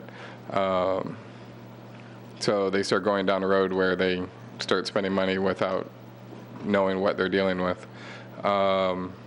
So maybe I could lean to something more like 100 foot, 150 foot. Could you move to the 150 foot one? That looks like it's the direct neighboring in growth areas. It doesn't look like it goes across to anything other than direct neighboring properties. So I think maybe 150 foot in a growth area. I wouldn't want to go to 500 feet because now you're taking away, our growth areas are still concentrated. That I think in a growth area it would start to lose a lot of development, because we are looking at all hospitals. This isn't just behavioral health. This is any type of hospital use. So I guess we can start conversation from that point on separations in growth areas. How would you feel about 250? Would that, it's kind of just a half, cutting in half. How does that feel to you? Well, I'm personally leaning from 0 to 150, so going past 150. Not on your radar. Not on my radar. And if anybody else? I wanted to point out, maybe get clarification too, though, for the use permit process, and council will advise me if I'm wrong, but it's more of a formality, and it's more of a public information notice than it is an option, or we don't have as much flexibility to deny it based on the type of use. I know that that's some of the problems we've run into before, and so I know that the use permit was more of a, hey, let's get the word out, let's let everybody know about it, let's discuss it, but you really can't vote against it kind of situation. Mr. Chair, Commissioner Whitman, that's mostly correct, yes. The conditional use permit process does have standards that you can evaluate each application individually within that set of standards. And it's got 4 set of standards, and some of which relate specifically to use, which it's protected, and so therefore we'd have to, if for some reason there was concern about the use itself, we'd have to be creative enough to craft around it any sort of potential disapproval, which is the reason for my concern about not including some sort of separation requirement. Correct. And if it would help, Ms. Edwards was kind enough to pull up the relevant portion of the LDC. The 4 requirements, at least 2 just at first blush, do give the commission an opportunity to evaluate the surrounding area and the character of the neighborhood. The second, in particular, the proposed use conforms with the purposes, intent, or policies of the general plan and its policies and any applicable area, neighborhood, or other plan adopted by the town council. And the fourth, the proposed use as condition would not unreasonably interfere with the use and enjoyment of nearby properties, which is something that certainly the neighbors would be able to speak to. Well, the neighbors, right, but not necessarily that we could deny based on that because it's a protected use. So it would be I think we ran into the situation previously. So I can't remember what particular case it was, but where we had a use permit and our hands were tied. We really couldn't disapprove it even if we wanted to because the use was protected use. May I? And so I'm concerned that we would be in the same essential cycle. Just to clarify, you're saying protected use in the American Disabilities Act sense, or you're saying uses No, protected use. For ADA, or protected use because it's listed as a conditional use permit use? No, protected use from ADA. Gotcha. from an ADA standpoint, hospitals just need to be treated equally regardless of the type of hospital, and that's the protection that's involved. So if I understand your question correctly, would you be anticipating opposition because it's a certain type of hospital and therefore it wouldn't conform with neighborhood? Then in that case, Right. correct, the commission could not consider the specific type of hospital and whether or not that conformed with the character and interference of neighboring properties.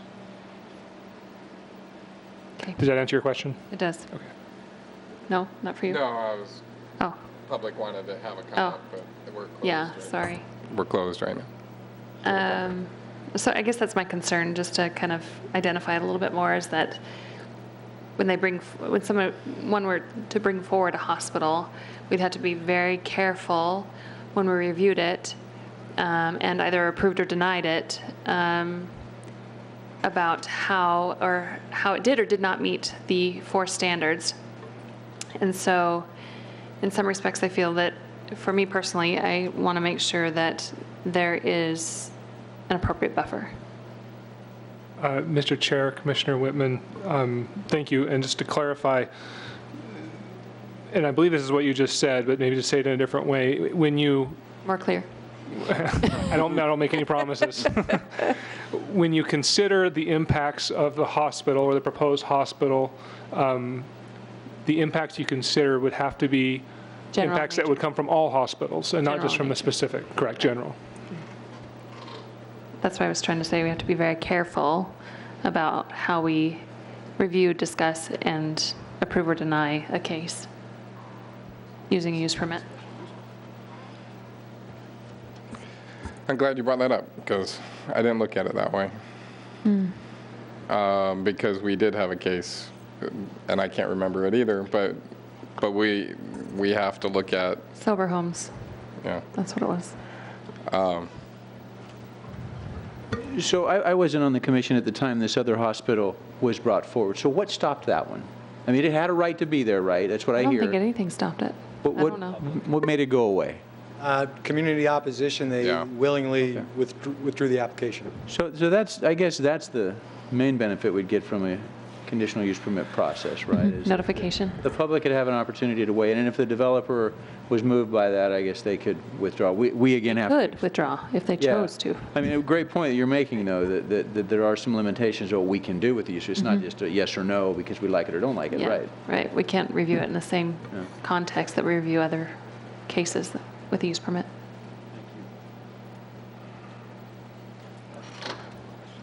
Commissioner Blazer. Is one of the 4 conditions of a conditional use permit or the standard by which we would measure the safety and well-being of the community? Mr. Chair, Commissioner Blazer, yes, in fact, that's the first condition. Okay. But we would have to look at it as a hospital in general, not the use of the hospital. I'm not sure how you can evaluate anything without knowing what services are provided within that hospital, in my opinion. So if, That's the issue. You can only look at hospitals as all hospitals, as nothing individual of that hospital. Mr. Chairman, Chairman and Commission, some of the criteria that the Commission would look at for a hospital would be intensity, hours of operation, points of access, different types of outdoor activity, people coming and going. You could make remarks on lighting, fencing, screening, points of access, all those traffic security, all those kinds of things that would apply to hospitals based on the knowledge of the case.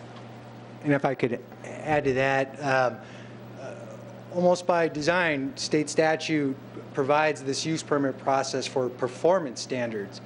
So you would evaluate essentially the external impacts of a hospital use. So what happens inside the building theoretically makes very little difference to what's happening outside the building.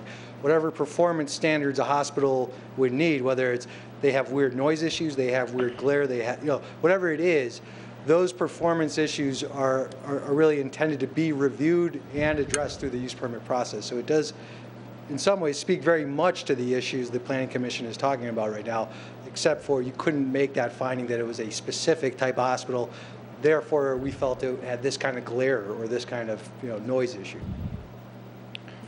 Right. I completely agree. I mean, go through use permit process almost every month, and I do in my private sector. The issue that I see is that you can look at that in different ways. We could control hours of operation, we can control glare, but that, and all the design parameters, but that doesn't deal with what we're looking at. We couldn't look at separation of use from schools if we didn't have one. And I'm arguing against myself because I'm one looking at 0 to 150, but That's okay. but I do see it, and I just would hate to set a process that we sit up here and not be able to have the power to make a decision that's right, even right or wrong, but in a viewpoint that we're limited just because we can't look at the use itself or separations or anything like that. So, but I do think that the growth areas we really have to look at, because we really want to focus on growth in these growth areas and the hospitals. So, have any other comments? Oh, Commissioner Muti.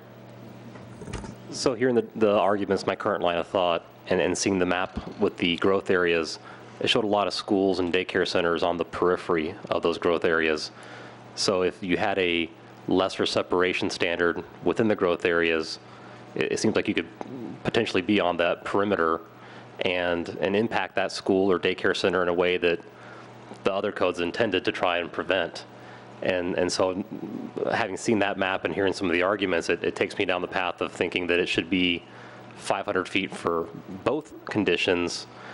And I'm wondering just how onerous we think the variance process would be, so that if you're within the growth area and you're, for some reason there's a compelling argument to have less than 500 feet, the applicant still could go through that process, go through the public hearing process, and have a variance to the 500 feet. And if it's a reasonable, compelling argument, then the commissioner would have that power to permit it. Well, I would look at one point on that. If you're looking at the borders, at least you would go down to 250, because 250 would still be inside. If you're looking at protecting the border of the growth area to the non-growth area, then I see that more of an argument to go to at least 250. Right, so it'd be 500 out into the main area, which in a 500 area normally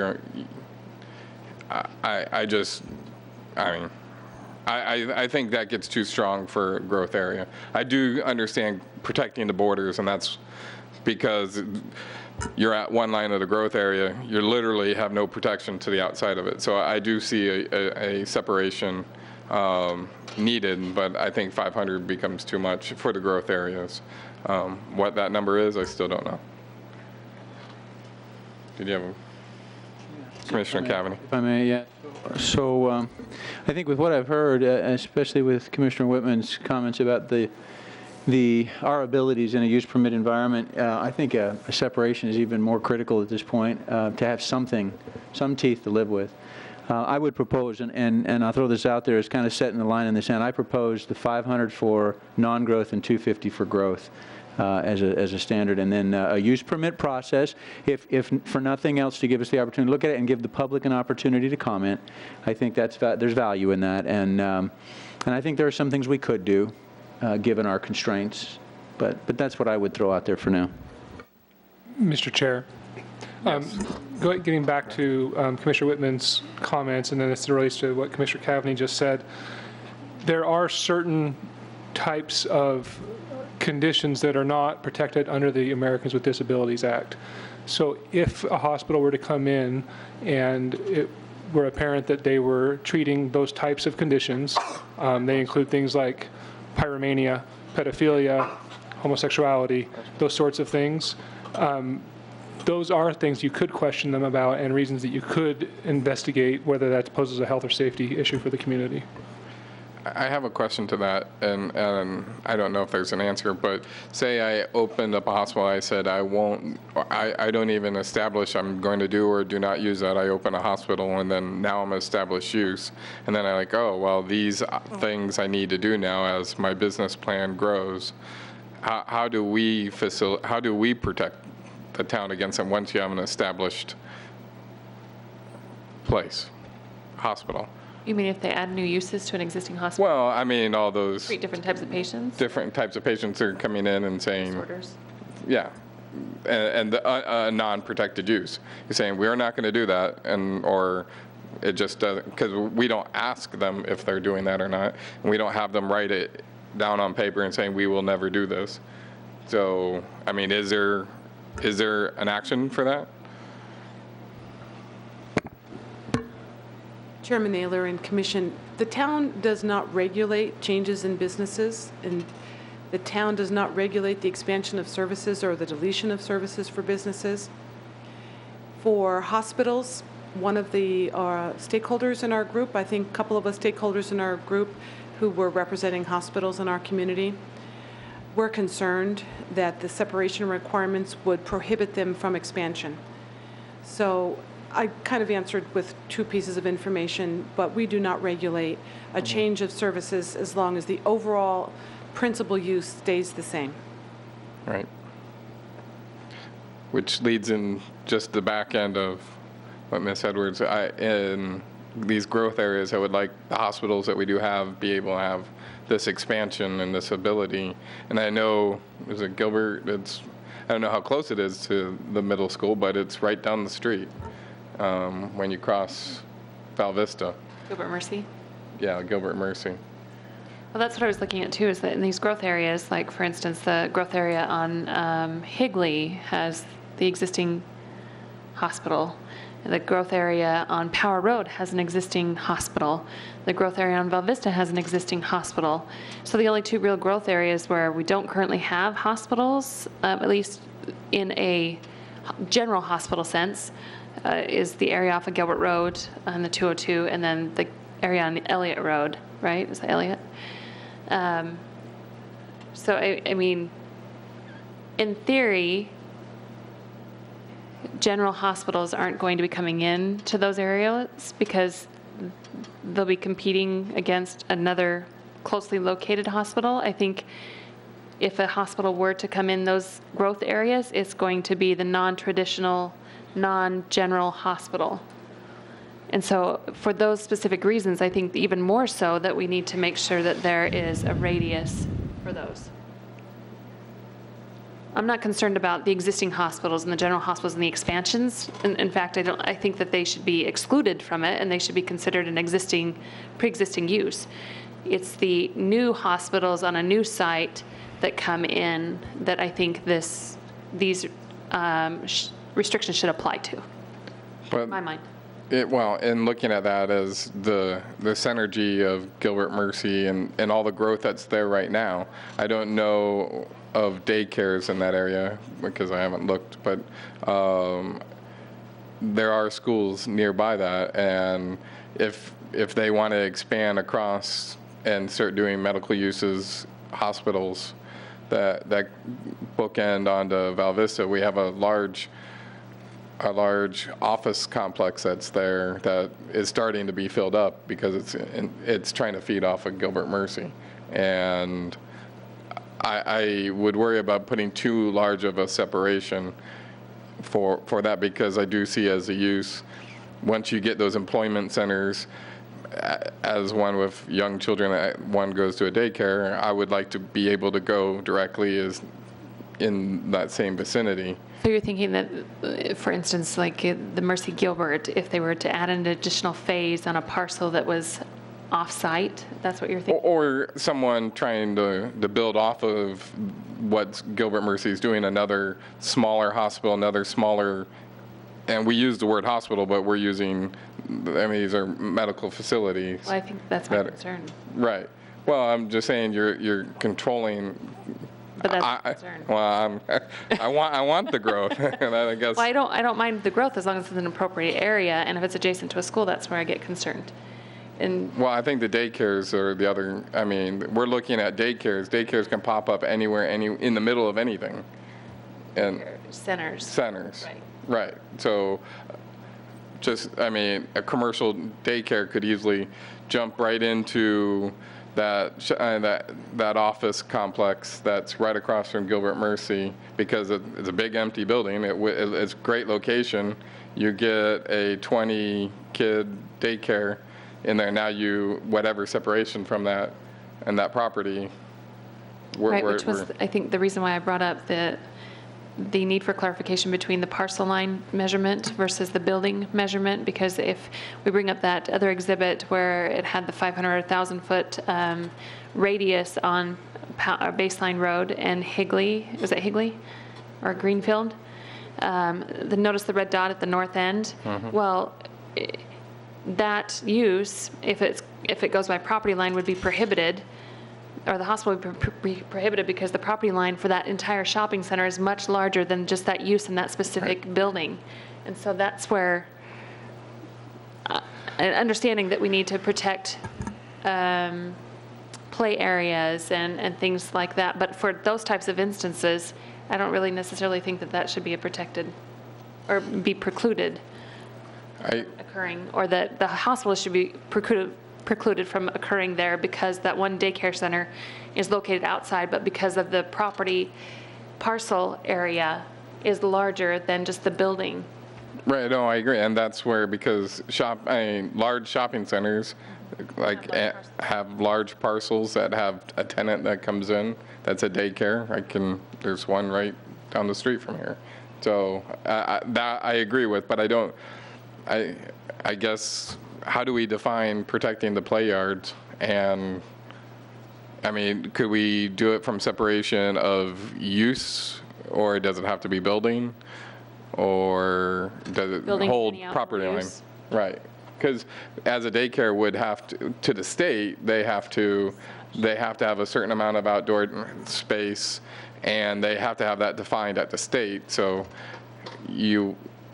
they would have to define it at one point to a government agency. It wouldn't be to the town of Gilbert, but how is that a possibility? Commissioners, one of the thought processes we had as we heard the commission deliberate this issue was the focus was on daycares and schools. The building is a structure, but where the children are unprotected are in the fields. So that's why we chose the parcel boundary. So that was the thought process there.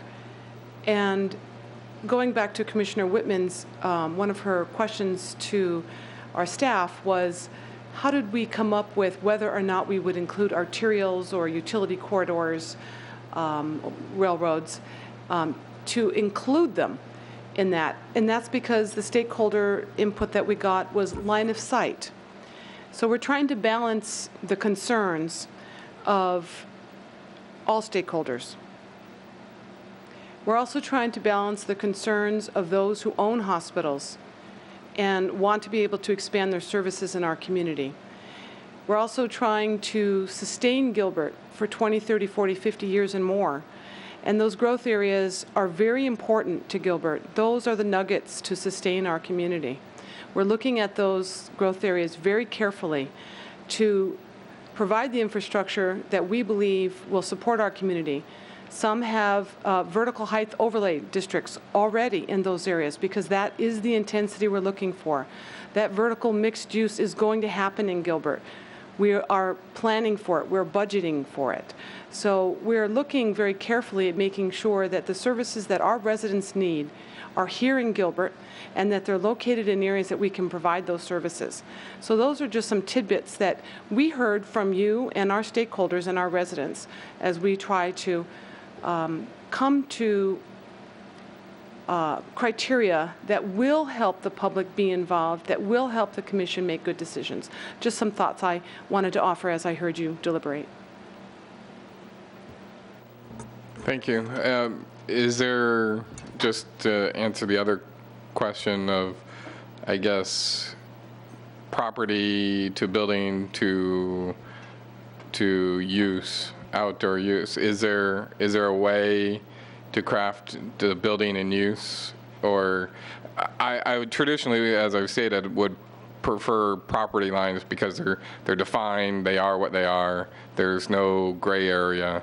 But I could see many instances that you have a large shopping center with a daycare at one end, and now you've created this huge buffer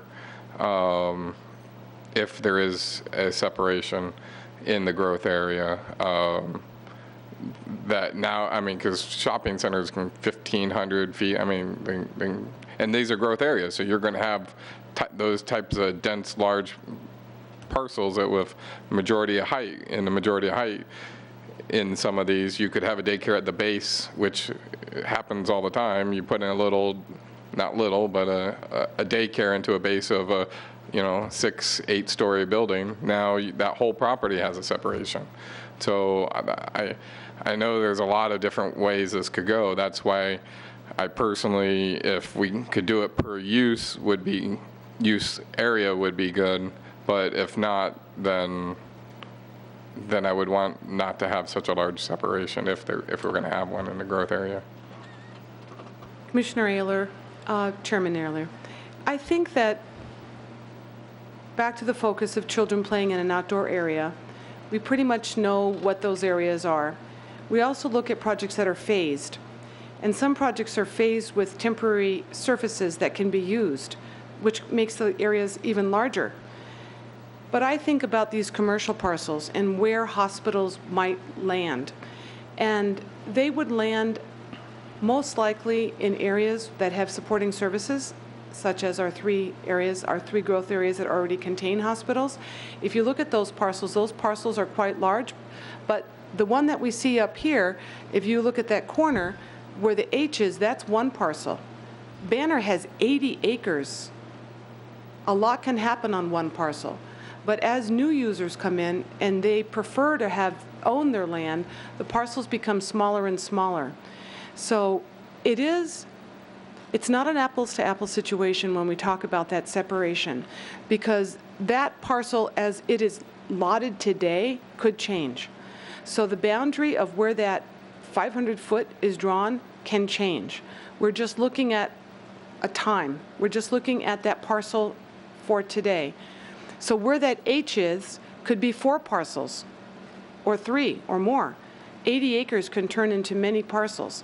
So you can see that the type of hospitals that come, maybe specialty hospitals, nothing to do with personal services or behavior. It could be a foot and ankle hospital where people need to stay for a few days that want to be near hospitals for other reasons. All I'm trying to describe is that a large 80-acre parcel could be subdivided as the need occurs.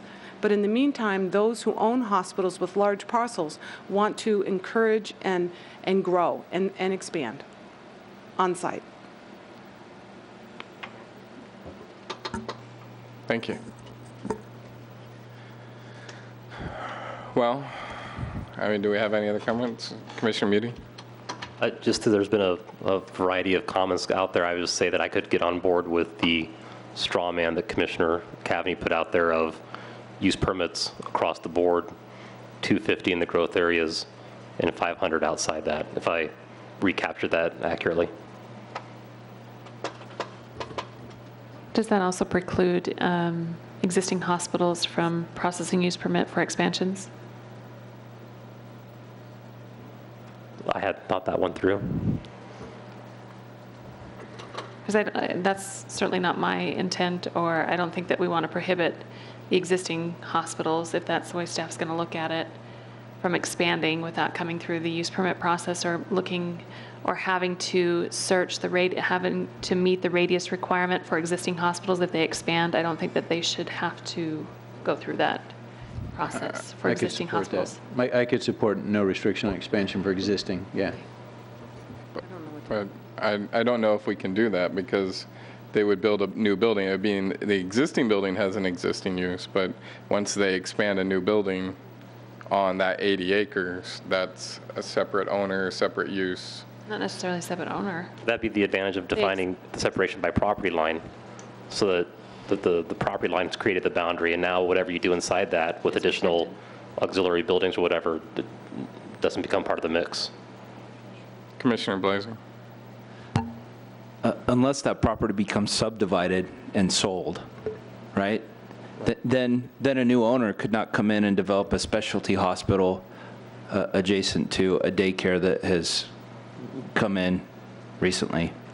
So I see the dilemma, and I would be in favor of conditional use permit across the board, a 500-foot separation in the non-growth areas, and eliminating the separation requirement in the growth areas, and make it a public process through the CUP. I'm concerned about limiting growth in those areas.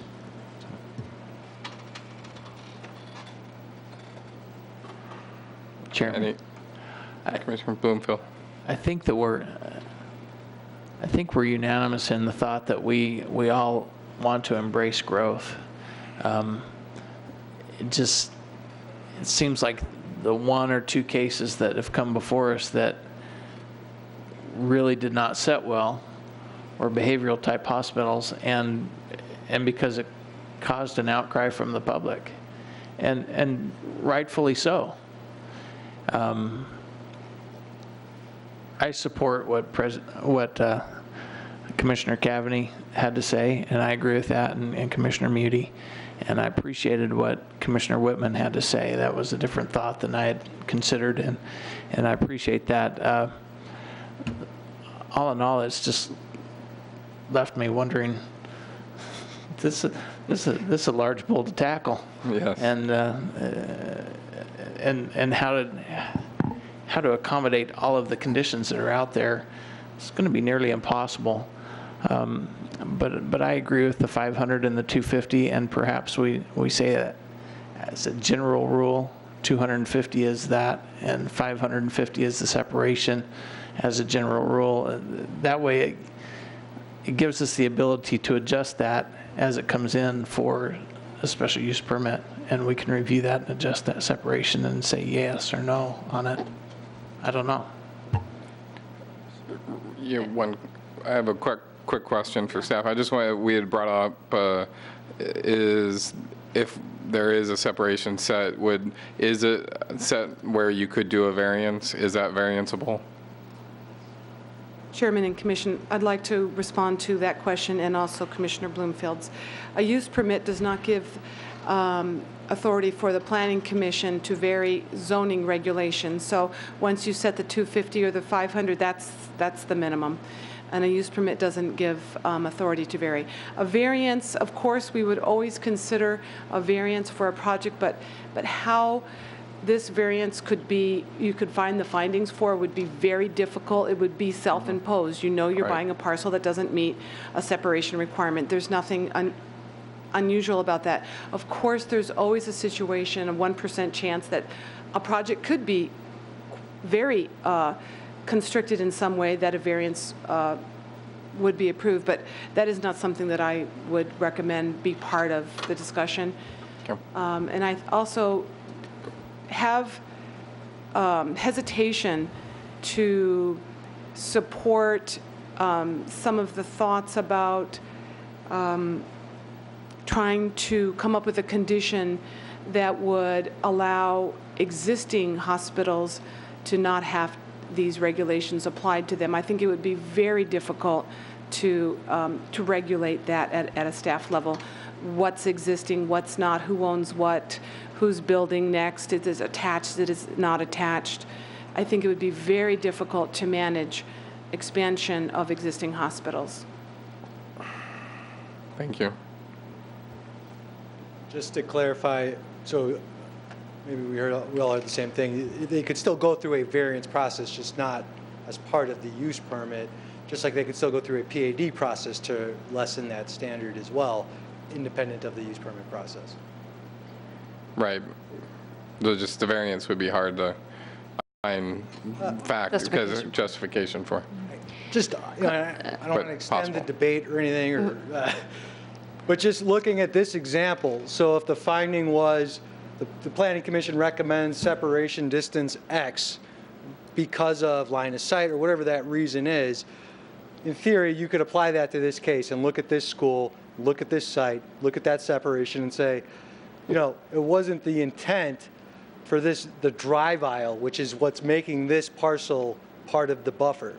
So, and I'm not trying to go down this road of what would constitute a variance or not, but I'm just saying, you never know. In this particular instance, what's catching this school and making it part of the buffer is the oddly platted drive aisle, which connects specifically to that parcel. That clearly that wasn't anyone's intent when we applied the buffer. That's just how it shook out.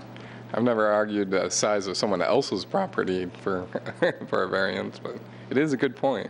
I also think maybe, depending on which path we go down, that we could ask staff to kind of calendar out a year from now to bring it back and say, just do like a quick summary review. How is it going? How are these being implemented? Is this radius working in these growth areas? Do we have a lot of interest from hospitals? Is it precluding development? Is it not precluding development? And maybe have an opportunity to take a quick peek at it again, depending on how we approve it tonight, to say, hey, look, this isn't set in stone. If it doesn't end up working and the radius is too big or the radius is too small, then we can take a quick look at it, because by then, maybe we'll have a case or two, maybe, that will have come through, or somebody that will have expressed interest in a site that to staff through a meeting or through an application, and we can see how it's being implemented and if it's working or if it's not working, and then readjust our thought based on, because right now we're just talking about conceptual things. We're not talking about specific sites. Well, one idea everybody, well, not everybody, but is talking about this 250. I still lean lower, but what about adding into that 250 the arterial streets, canals, the separation, so that 250 doesn't cross the street? You know, for me, and if I may, Chairman, I think that in that case, it really depends on where the hospital picks. If they pick the corner of an intersection, then the restriction means nothing, because it stops immediately upon leaving their property boundary. In this sample here, maybe not so challenging because they're kind of mid-block, but I like better the cleaner property to property. It's a simple implementation. It's easy to understand. Any developer can look at it and say, I know what that means. I can run the perimeter of my boundary and know what that means. But I think we put too many other potential parcels at risk if they choose a corner of an arterial, because immediately across the street, they could all be daycares right across the street. And so they probably all will be, right? Yeah. And so, but no, I really prefer I think to make it simple, and I appreciate the effort to try to get it down to the real problem, which is children in fields, right? That seems to be the goal. But I don't know that we can define it to that level. I think I'm leaning more towards a simplistic implementation, a simplistic rule that can be implemented easily and is reasonable, which I think we're kind of there. I think as a whole, as a body, we've landed on reason here.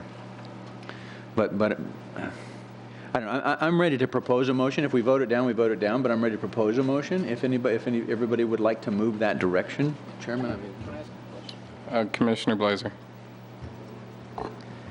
Could we do a line of sight restriction in the growth areas? I mean, I'm really concerned. After Linda shared her thoughts, I'm really about putting a restriction in the growth areas, mainly because of the hospitals that are there and the potential development that could occur around those hospitals. And the use could be defined as a hospital and therefore be limited due to what's around it. Well, but I think Jordan explained earlier that if the hospital is already there in those growth areas, the surrounding development is not hindered by any of these restrictions. But if they if they subdivide the 80 acres on Higley Road, and a new owner comes in, they can't develop a hospital there potentially, right adjacent to an existing hospital, because of the restriction we're going to put on it. So I would be in favor of eliminating the distance restriction in the growth areas. But I think you have to step back and look at the purpose of the separation. The purpose of the separation is no different in the growth or non-growth. I think the only reason we're suggesting we can decrease it is because we're trying to drive growth, but in the growth areas.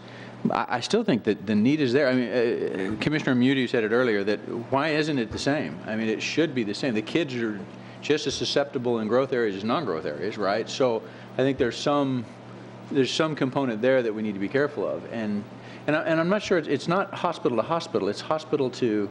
No, yeah, hospital to school or daycare. Yeah, school, daycare only. No, I understand that, but if there's a daycare In the that comes in that growth area, you then limit the development of the 80 acres, which is intended for healthcare and hospital development. I'm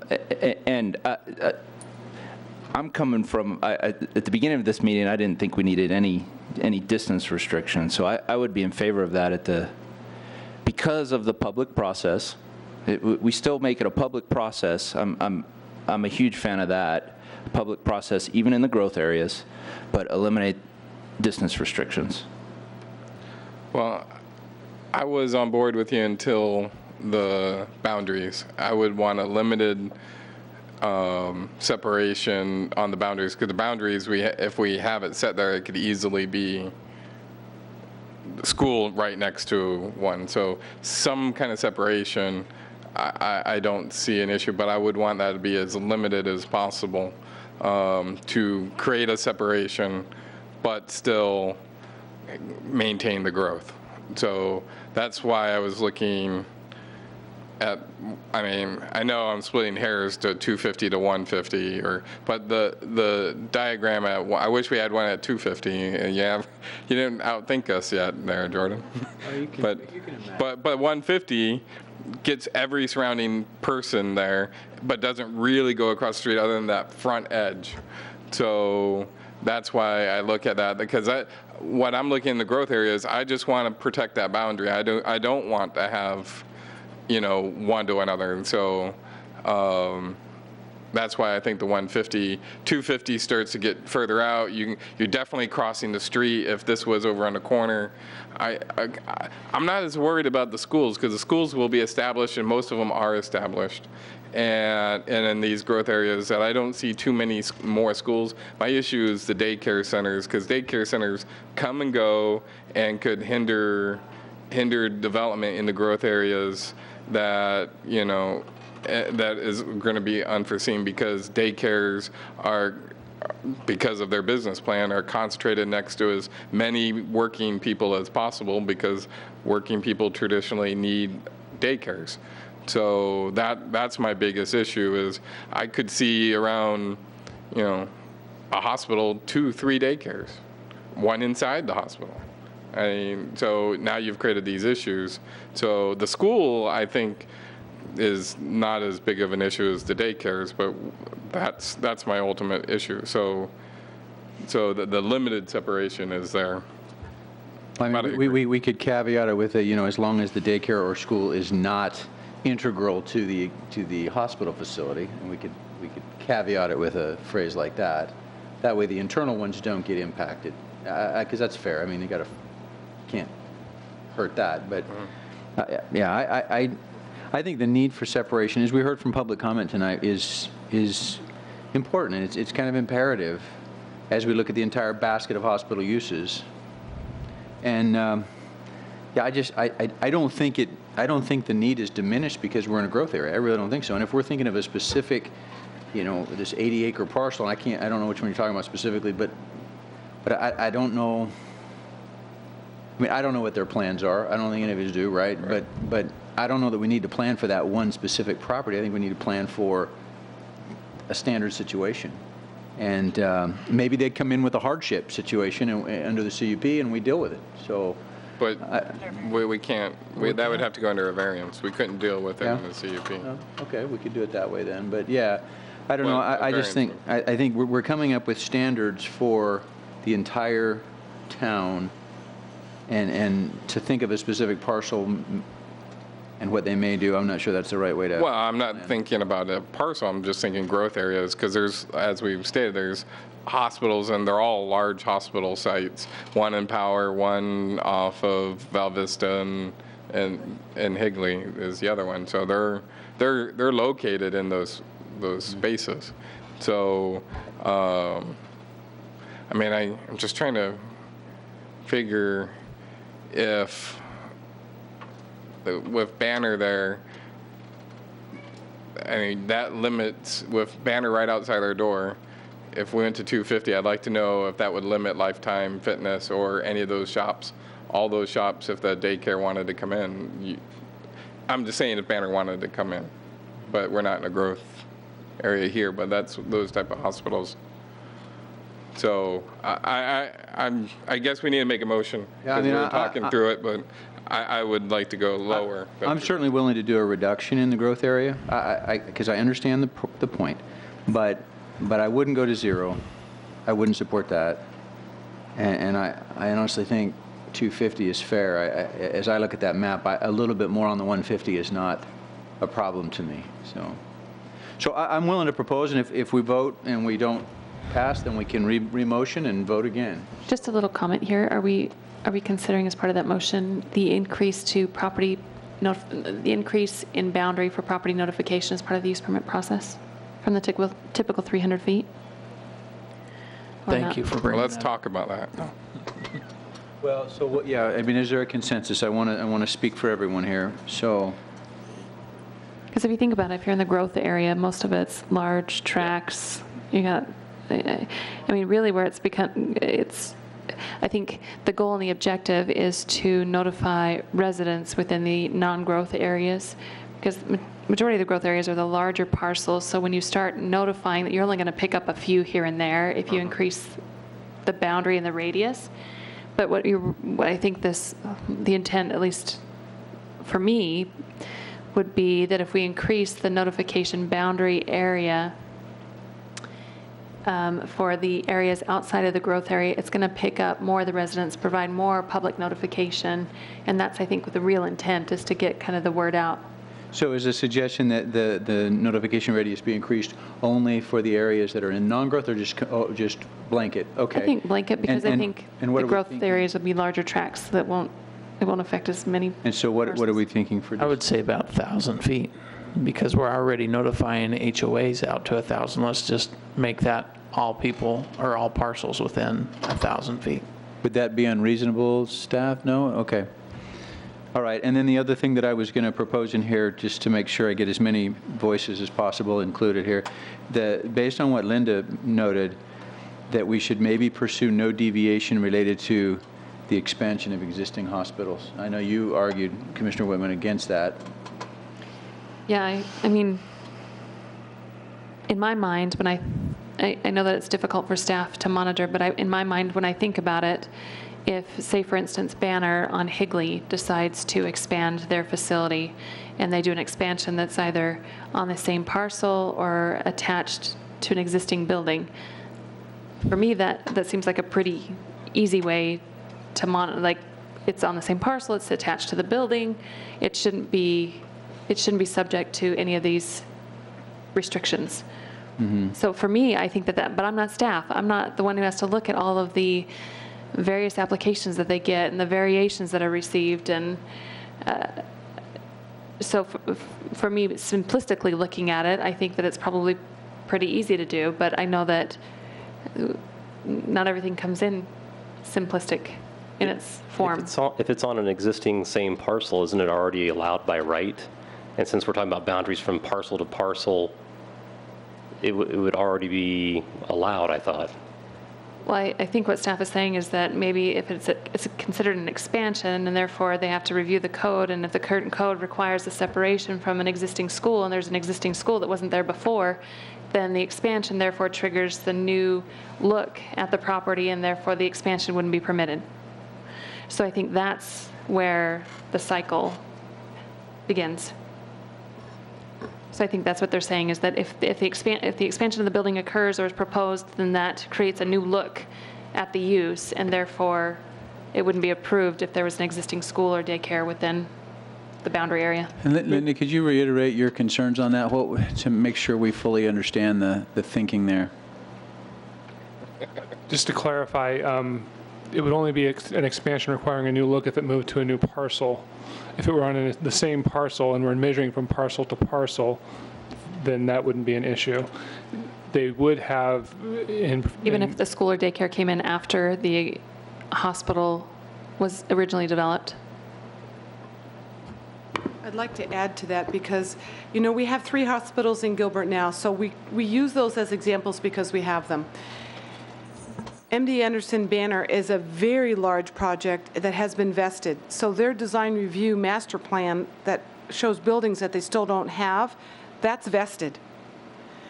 Other hospitals that are built to their approved, who are actually looking to us now to expand, would need to consider the new regulations because they're not vested in their new approved plans. We don't even know, we know that they might be coming, but they haven't been approved. Then we also have another hospital who doesn't have an expansion plan, but they could more than double in size. They would need to comply with the new regulations. If they're built on the same parcel or expanded on the same parcel? Either way. Okay, that's what I thought.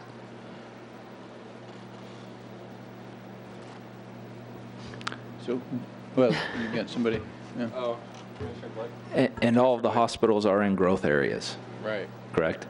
So again, I reiterate, I still am of the opinion that we eliminate the distance restriction in the growth areas. But we have we still require a conditional use permit so that the public can come out, can speak out, the daycare can come and speak out, the parents of daycare can come and speak out, or the parents that deliver their kids to the daycare that's adjacent to the property. But I don't think we should have a distance restriction in the growth areas. Okay, yeah, I think for all the reasons I've said earlier, I think we need it. So let me propose this. So, Chairman, with your permission? Make a motion. Okay, please. For the reasons set forth in the staff report, I move to recommend approval to the Town Council for Z 13-11 with the following conditions, additional conditions. That a conditional use permit be required on all hospital uses, that a 500-foot separation measured parcel to parcel be implemented on all hospital uses in non-growth areas, and a 250-foot separation in all growth areas. That there be no deviation related to the expansion of existing hospitals. Did we decide on that? Actually, let's strike that. So we will not strike the deviation for that use. What? And so let me reiterate. So let me go through it again. Starting again. So for the reasons set forth in the staff report, move to recommend approval to the Town Council for Z 13-11 with the following additional conditions. A conditional use permit on all hospital uses, a 500-foot separation measured parcel to parcel on all non-growth in all non-growth areas, a 250-foot separation in all growth areas, and an increase in the notification radius of 1,000 feet to 1,000 feet. I would support that if we added back in that expansions of existing hospitals were excluded from the separation requirements. All right, and one additional condition that there be a deviation or... That existing hospitals are excluded from the separation requirement for expansions. Okay, that language, please, thank you. All right. Second. Is that doable? Is that language doable? That's adequate, yeah. All right, well, we'll see how this vote goes. All in favor? Aye. Aye. Aye. Aye. Opposed? Nay. Nay. Nay. 4-3. 4-3. Passes 4-3. You get the names. Yeah. She'll need the names for the record. The in favor is Commissioner Muti, Commissioner Cavity, Commissioner Whitman, and Commissioner Bloomfield. Right. And then Opposing. Opposing is Commissioner Blazer, Commissioner Ayler, and Commissioner Hall.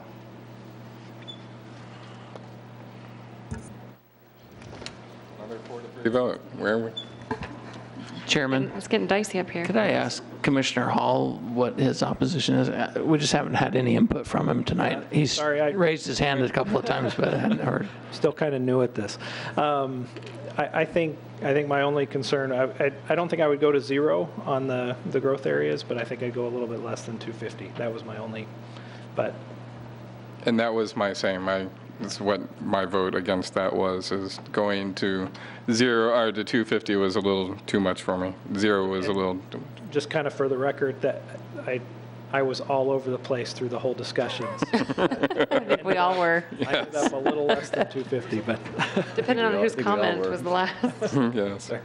Okay, well, that was fun. Let's go on to item number 11, which is Z14-15-C, and Jordan Feld. Try to make this as equally as fun. Z1415C, as the Planning Commission has heard a couple of presentations on already, is designed to address the visitor parking issue we have in more of compact single-family development in the town.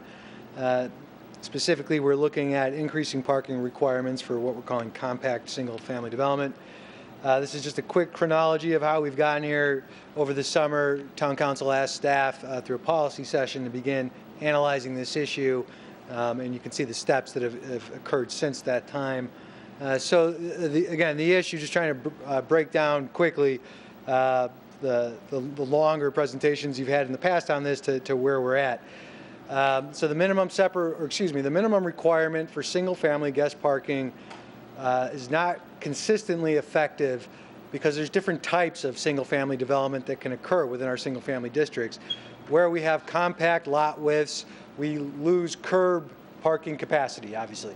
And where we have garages without full driveways in front of them, we lose guest parking capacity on the lot. The code allows both of these, compact lots, garages without a full driveway, but it does not escalate the guest parking requirement in either of those two conditions today. Guest parking in single family is not subject to formal DR like it is in multifamily. And as we've talked about, you can have an MFL project that is multifamily with very similar densities, street layouts, effect as compact single family. Yet in one, we carefully manage parking allocation. In another one, it's more laissez-faire. So because there's no parking plan requirement, we're not effectively able to look at operational issues within the subdivision, like trash pickup, fire apparatus issues, or whatever. And so that's an issue today. When we presented the initial staff recommendation and the, rationale behind it, the Planning Commission did seem fairly supportive of focusing on these compact lots that we've had in SF6, SFA, and SFD. The Planning Commission seemed very supportive of increasing the minimum guest parking ratio, recognizing the kind of unique parking demand that comes from active open spaces and the requirements for a more formal DR review. The concerns seem to be the parking ratio that staff is recommending may not be enough of an increase, and that we should be focusing, in addition to what was previously discussed, what impacts does an unusually large livable area create in terms of parking demand, and can we get more, specific about some criteria for minimum separation between a dwelling unit and that dwelling unit's required guest space, whether it's a half space or full space. So the proposed mitigation, this language shows in underline, all caps, bold, what staff previously proposed as the change, and then in red, all caps, bold, is changes staff has put in there based on the Planning Commission discussion. So you can see previously staff was recommending in the code today, if you do single family and don't provide any on-street parking, we already require an additional parking. We require 0.25 guest spaces per unit. Staff is recommending in that situation the active open space parking requirements do be applied. And then we jump down here to single family lots with a width less than 65 feet, or single family where the full driveway is not being provided.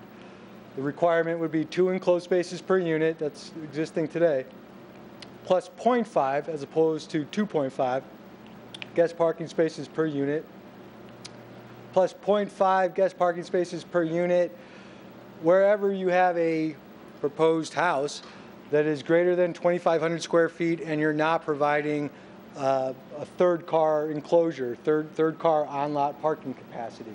So we've given the developer a choice through this regulation. You either provide more additional conventional guest parking, like parking on the street, or give us a larger enclosure for your needs. And the relationship there is, one, people are using, as we talked about, garages for purposes other than car parking, and that spillover effect drives why that option makes sense, guest parking or give us more garage space. And then finally, like single family with no on-street parking, we're recommending that there be a separate active open space parking requirement. We are also recommending that all guest spaces must be striped and equally distributed throughout the development. We saw that in multifamily, just striping the guest spaces increases the functional utilization. And finally here, this is new, the required guest parking shall be located within 200 feet of the dwelling unit. As it's written, the intent was an absolute value. So from your front door, 200 feet in any direction. And we'll kind of go into why we may or may not want to change that and what that might look like. And then finally, as we talked about, parking plans now being required as part of the DR process. So anticipating kind of where this discussion may go today, why did we choose a square footage as opposed to a bedroom count as the escalator? A couple reasons. One, as you saw with the Ryland project that came through earlier, the Cooley Station, these kind of semi-custom production projects, you end up with a few options for any lot, really.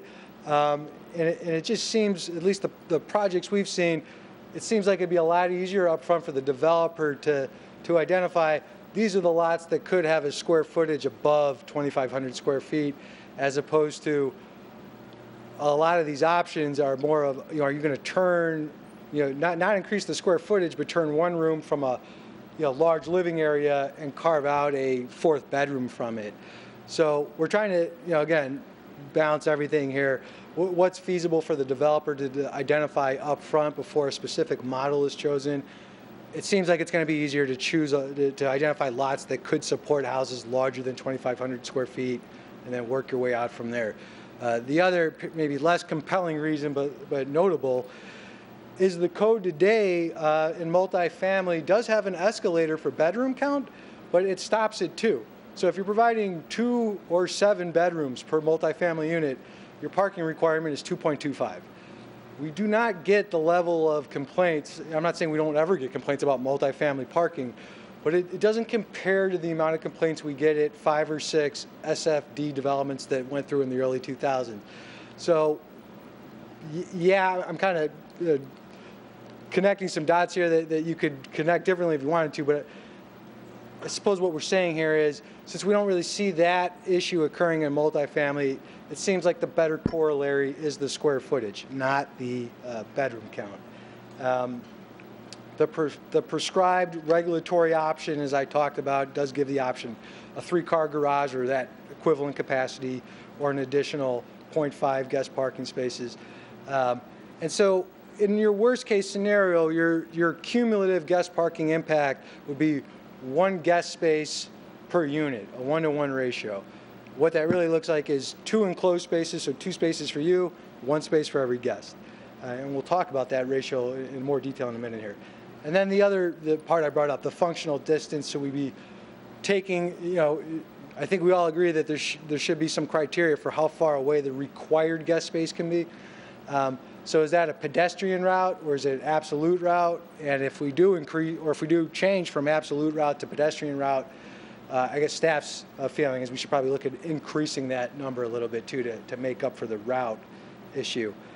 So just some quick graphics showing, we'll take the route issue first here. So as it's currently worded, it's absolute. So this is the front door of this alley-loaded product. Here's the illegal parking that occurs. If I can pull up aerials randomly and find illegal parking, we know what happens a lot. So here's what we're trying to get away from, put in place some additional incremental parking increases to not have that. But I digress. 200 feet from the front door of this alley-loaded unit is this. You can see it is within parking. 250 feet, by example, would be the pedestrian route distance to the first available parking space. And we're not going to see a lot of cases, worse than this, if you follow my meaning. So I think, and this is Lionsgate, this is a good representative example of how to think about this issue. This is the conceptual plan from Phase 9 and 11 at Cooley Station. Again, the green representing the 200-foot distance, absolute. You can see their most internalized unit, the front door that's farthest away from any parking space, is this unit right here. You can see the green space, that's a sidewalk that connects to the front door. Again, alley loaded. The absolute distance of 200 feet would be satisfied, more than satisfied. Applying the 250 to another, fairly well set back front entrance back here, the 250 is easily accommodated. Senior Planner Timms indicated that they would be providing parking along all street curb. So if you assume that, these distances obviously become even more manageable, although I was assuming that the first guest parking space available for this unit would be here. One other, note about this is this developer actually met their guest parking requirement without having to draw the yellow lines because, as Amy noted, they're providing a full driveway in front of their garage. So they've given us the best thing we want, which is internalize your guest parking demand for us. And then back to the ratios. What does that look like if we end up with worst case, one dwelling unit per one guest space? That is essentially what they provide in Cooley Station. So this row where we had the 5 plexes, I'm only counting in terms of guest parking assigned to that product type, this street parking and that street parking, and even that gets you to +1, or the ratio exceeds 1-to-1 for the amount of parking provided. 80 dwelling units through here, 72 guest spaces. So 1-to-1 is pretty well parked, I guess is my point. So with that, trying to avoid putting a prescriptive minimum parking requirement that really would be an issue for some developers, as opposed to putting in a requirement that, probably forces 5% of the development community to rethink some of their plans. And given that the complaints tend to stem from this product type that staff, the development community, the community at large, we've grown, we've matured, we've changed some of the ways we reviewed these things. The development community has changed some of the ways they've done more compact single family. So the issue isn't as problematic as it was when these projects first went in, but nonetheless, we have observed a deficiency here, and the Planning Commission, I think, has recognized that as well. So the staff recommendation, we've tried to itemize again on both slides here, just so the Planning Commission can pick or choose if it sees fit from the staff recommendation. I should note, in terms of public involvement, the staff has presented the draft recommendation to the Chamber of Commerce and the Small Business Alliance. They seem very supportive of that. Unfortunately, I was too long-winded on behavioral health, but Southeast Valley Realtor Association was here tonight to support the proposed text amendment as drafted. And this gentleman is still here, Jackson Mole from the Home Builders Association of Central Arizona. They're currently reviewing this. Staff is working with them, and so any great ideas or concerns they have going through this process, we'll be incorporating and working with them. So with that, staff recommends what's contained in the staff report and is happy to answer any questions about the proposed text amendment. Great. Thanks, Jordan. Do we have any questions for staff? Oh, Commissioner Muti. I just want to make sure I understand the additional text that we're adding in red. So you're requiring additional spaces for livable areas greater than 2,500 square feet. If a developer comes in with a plan, they don't know how many 2,550 square foot plans are going to be sold and how many 1,800 square foot plans are going to be sold. And let's say all the lots are the same size. How do we how do you plan for that? And I'm also wondering, is there thought given behind the second set of red text with the distance to the stall? It feels like that could be very cumbersome or complicated to try and diagrammatically prove in a site plan from a developer this fraction of this parking space that's this distance from this doorway on a plan that hasn't yet even been determined meets the code. I appreciate the creativity and the language that you provided to try and address what you heard at the last meeting. I just feel like this starts to create a little bit more of a tangled web to try and get through for a developer. Chairman Eller, Commissioner Moody, great points. So just to clarify, the new red here, so this part, so that would be in addition to the 0.5. And to your point, it's saying if it's 2,500 square feet or larger, then you can either provide additional guest parking or provide us the garage. There are lots of ways to try and predict this through the process, because to your point, you don't necessarily know each lot's square footage at the stage of development where you're going to design your parking plan. So a couple thoughts there. One is, we're not requiring so much parking with this that it would still reach the point of cumbersome, at least in my opinion. The Cooley Station project, that overall development's providing close to 4 spaces per unit. And so we're still talking about 3 spaces per unit. And only one of that is the guest parking requirement. So in that very narrow margin of the developer that really is going to be significantly impacted by this, they would need to specify which lots could have 2,500 square feet or more and provide the additional guest parking, show that on their streets, or show those units with the ability to do third-car garages. So there would have to be a little bit of pre-planning. You'd have to set up, okay, only 40 of the lots can have more than 2,500 square feet, and go from there. And sorry, then on the latter part, yeah, staff is sympathetic to this issue.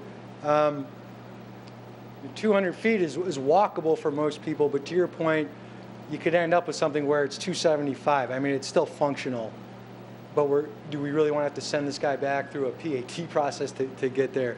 And to your point, the pedestrian routes can change in between platting and actual development and all that. So it may be that an absolute distance is going to be more workable over time, and it may be that the 200 may need to be expanded just to make sure we're not forcing people to come back more than we really need them to. Commissioner Whitman.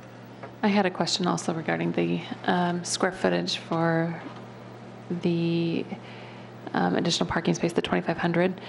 My first question was going to be, how did we come up with a 2,500 square foot base? Because in my opinion, I don't necessarily think that it's a function of the size of the home as it is how the garage is necessarily designed. I mean, in many instances, some of the developers provide enough area for people to store their trash cans within. When they don't, then some homeowners put them inside the garage and park elsewhere and take up some of the guest parking spaces.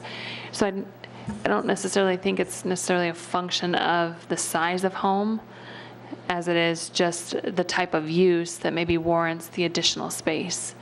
At least that in my opinion. And I think that would take maybe away some ambiguity between how many homes are 2,500 square foot, how many additional parking spaces do we need to calculate for that. If it was just a straight line basis, in my opinion, I would be more supportive of that. I'm in full agreement. It's how do you implement that? Because I guess one reaction is, we had toyed around with another option for this would have been, so provide us additional guest parking or provide us a bigger garage, to your point maybe, or provide us like a equivalent of like a quarter space in the form of storage within the garage or attached to the garage. And maybe that's a third option to throw in there. What it gets tougher to regulate is how people actually use their garage. Well, of course, right.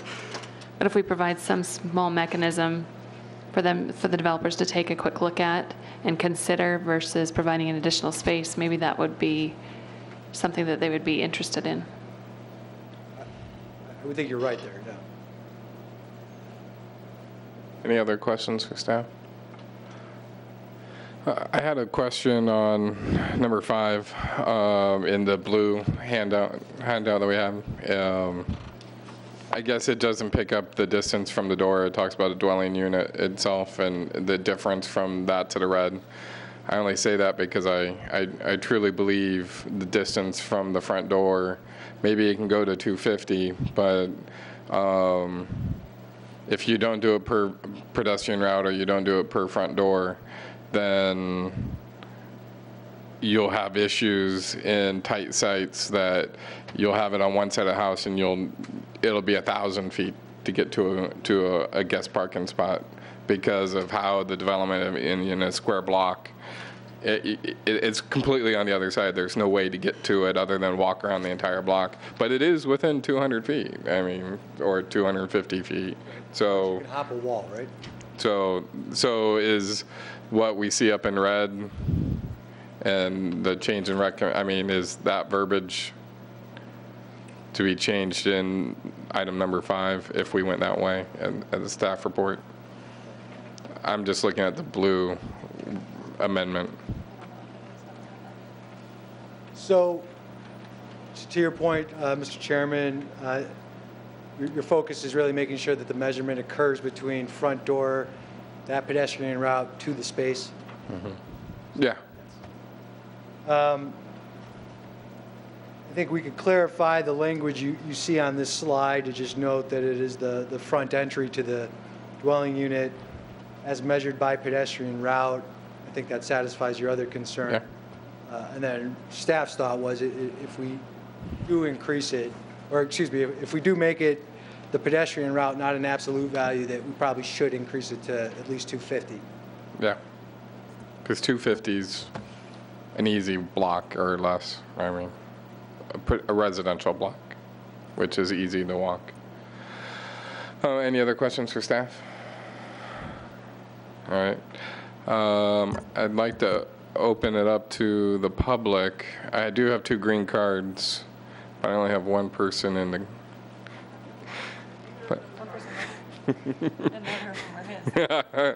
Okay, well, let me read these in. I have Joan Kruger of Governmental Affairs Chairman was in favor and did not wish to speak, but wanted to be read into it.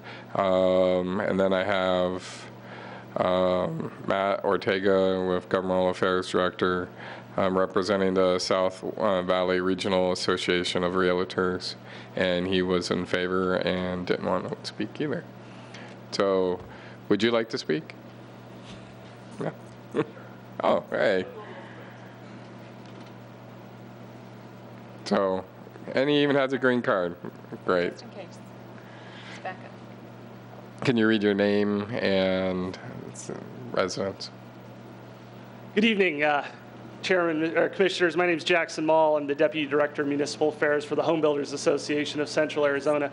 Wasn't originally planning on speaking, but I had plenty of time to think tonight, so I thought I'd get my money's worth and get myself on the record. You know, as Jordan mentioned, we are still working our way through this. We obviously have some concerns. You know, land is a finite resource, and anytime there's any type of government regulation which is going to either artificially limit the supply of usable land or is going to in some way impede upon the yield of lots that is supplied by any given set of land, we're going to have some concerns. But more than anything else, I wanted to just attend tonight to get some additional information to find out whether or not any of the concerns that could potentially be there are in fact there. And you know, as I've sat through the meeting and have spoken with Jordan and staff leading up to this point, they've indicated a willingness to talk to us about some of these concerns should they arise, and to work through and answer any questions that we have. So we're naturally looking forward to those discussions. And I think some of the questions that you brought up tonight about whether or not some of the information that would lead into this analysis is going to be available at the point in time where you're submitting this application, I think are very good ones. And so those are the types of things that we look forward to working with staff on. So I thank you for your time, and I know it's been a long meeting, so I won't take up any more of it. Thank you very much. And thank you. Any questions? Okay, I'll close the public hearing, bring in, well, I guess before I do that, do you have any comments, any more comments for staff? Okay, let's close the public hearing and bring it back to the dais. Anybody like to lead off? Commissioner Muni? I like most of the amendments that are proposed and the language we received. I just think that the ability to predict and then enforce the square footage criteria is maybe reaching a little too far. And the language, alternative 5, as it's written in here, talking about the dwelling entry, maybe that goes to the dwelling lot line. Because again, you're not going to know where the entry is. Is the house going to be a left driveway or a right driveway? Which way is it going to be oriented? Those kind of become minutia that we might get wrapped around the axle on later down the road. So if there is going to be some absolute or pedestrian route, maybe we go with the lot line instead.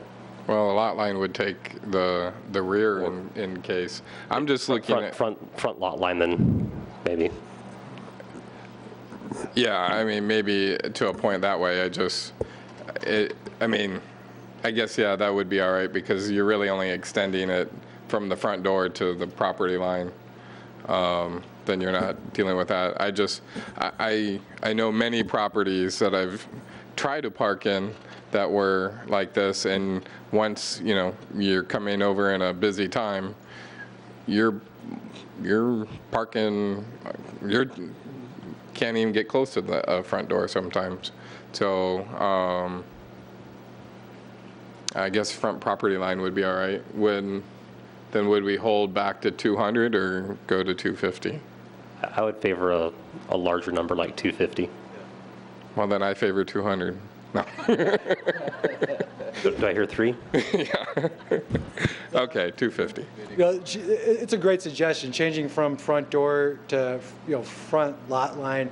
Right. At most, it's, maybe a 30-foot difference. Right. The pedestrian route, though, can definitely alter Yeah. this a lot. So we should increase it if we want to keep the pedestrian route part. Yeah, you'd be all right with the pedestrian route? Yes. Okay. Okay, do we have any other discussion? Okay, do we have any motions?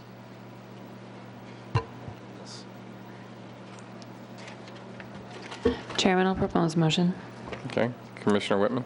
For the reasons set forth in the staff report and as determined by the Planning Commission, move to recommend approval to the Town Council for Z14-15C with the exceptions noted, including defining the measurement for the distance to be from the front property line versus the front door or dwelling, and also eliminating the size requirement for the square foot of the home. I'm not sure what section it is. Hold on, sorry. Okay, are you going to add the measurement by pedestrian route? Oh, isn't it already in there, though? Well, Is that part of the, or is that no. alternative? I don't have the alternative up All right. here, so I don't. To clarify, the initial staff recommendation you received in the staff report is identical to Addendum 1. The recommendation is broken out. Above all that is the slide you have in front of you, which is anticipating the potential changes or wants to this. So this reflects some of the language that's been discussed, but not the front lot line versus dwelling unit versus front door. Sorry, I didn't have the addendum. I only had the addendum for the healthcare, so I didn't know there was an additional addendum. Again, doesn't include any new information. Yeah, that's number 5.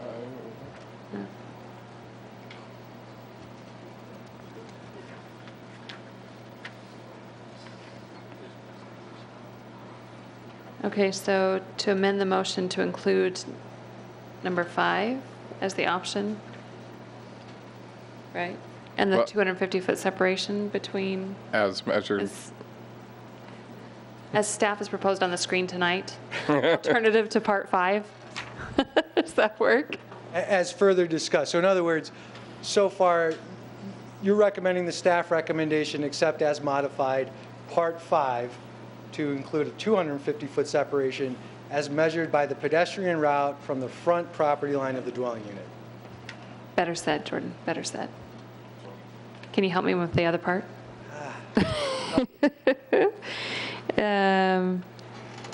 and I'm not sure how to craft this, but maybe eliminating the square footage of the livable area and requiring the +5 or 0.5 guest parking space per unit if they provide less than 3 enclosed spaces and/or do not provide an additional storage area in the garage. Does that make sense? It does, Mr. Chairman, Commissioner Whitman. Should we specify? Size? Yeah, because you end up, if you provide the third car garage, I mean, that is a default. Half a space? I mean, a space is Yeah. 9 by 18, right? Right. So you'd be 9 by 9 would be a half a space? Or 4, No, 9 by 9 would be a half. well, it'd be actually half of that, right? No, well, Well, it depends on how they measure it. Half of a half. So a minimum of a 9 foot by 9 foot, Can we or call it- total, so 80 square feet. Does that work? 81 square feet? Is that easier? Because then it can be in a configuration, doesn't have to be 9 by 9. I think 80 square feet is implementable. Okay. All right, did that make sense? You getting all this, Margot? Is there anything additional that should be added to the motion? I think that's all we discussed. Okay, that's my motion then. As Do I have a amended. second? Second. I have a motion by Commissioner Whitman, a second by Commissioner Muti. All in favor? Aye. Any opposed? Nay. Motion passes 6-1. What? What was your opposition? Commissioner Blazer. Oh, what was your opposition? I'd prefer to just regulate the size of the house versus storage unit, additional storage unit. Okay. So you didn't get a 7-0. I just, That's all what right. the opposition was. Okay.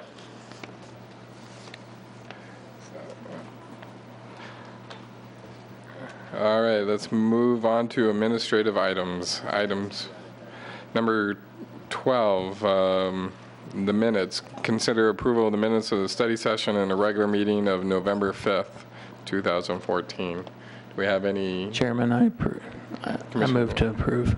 Oh, did we have any quick changes? Nope. Okay, great. So I have a motion for approval. Do I have a second? Second. I have a motion from Commissioner Bloomfield, a second from Commissioner Cavany. All in favor? Aye. Any opposed? Passes 7-0. On to communications. Item 13, report from chairman and members of the commission on current events. Any? I don't have any at the moment. I think I had a note, and I was going to have something here, but I've noted over all my notes. So I'll hold that to next month, I guess. Okay, item number 14, report from from the council liaison.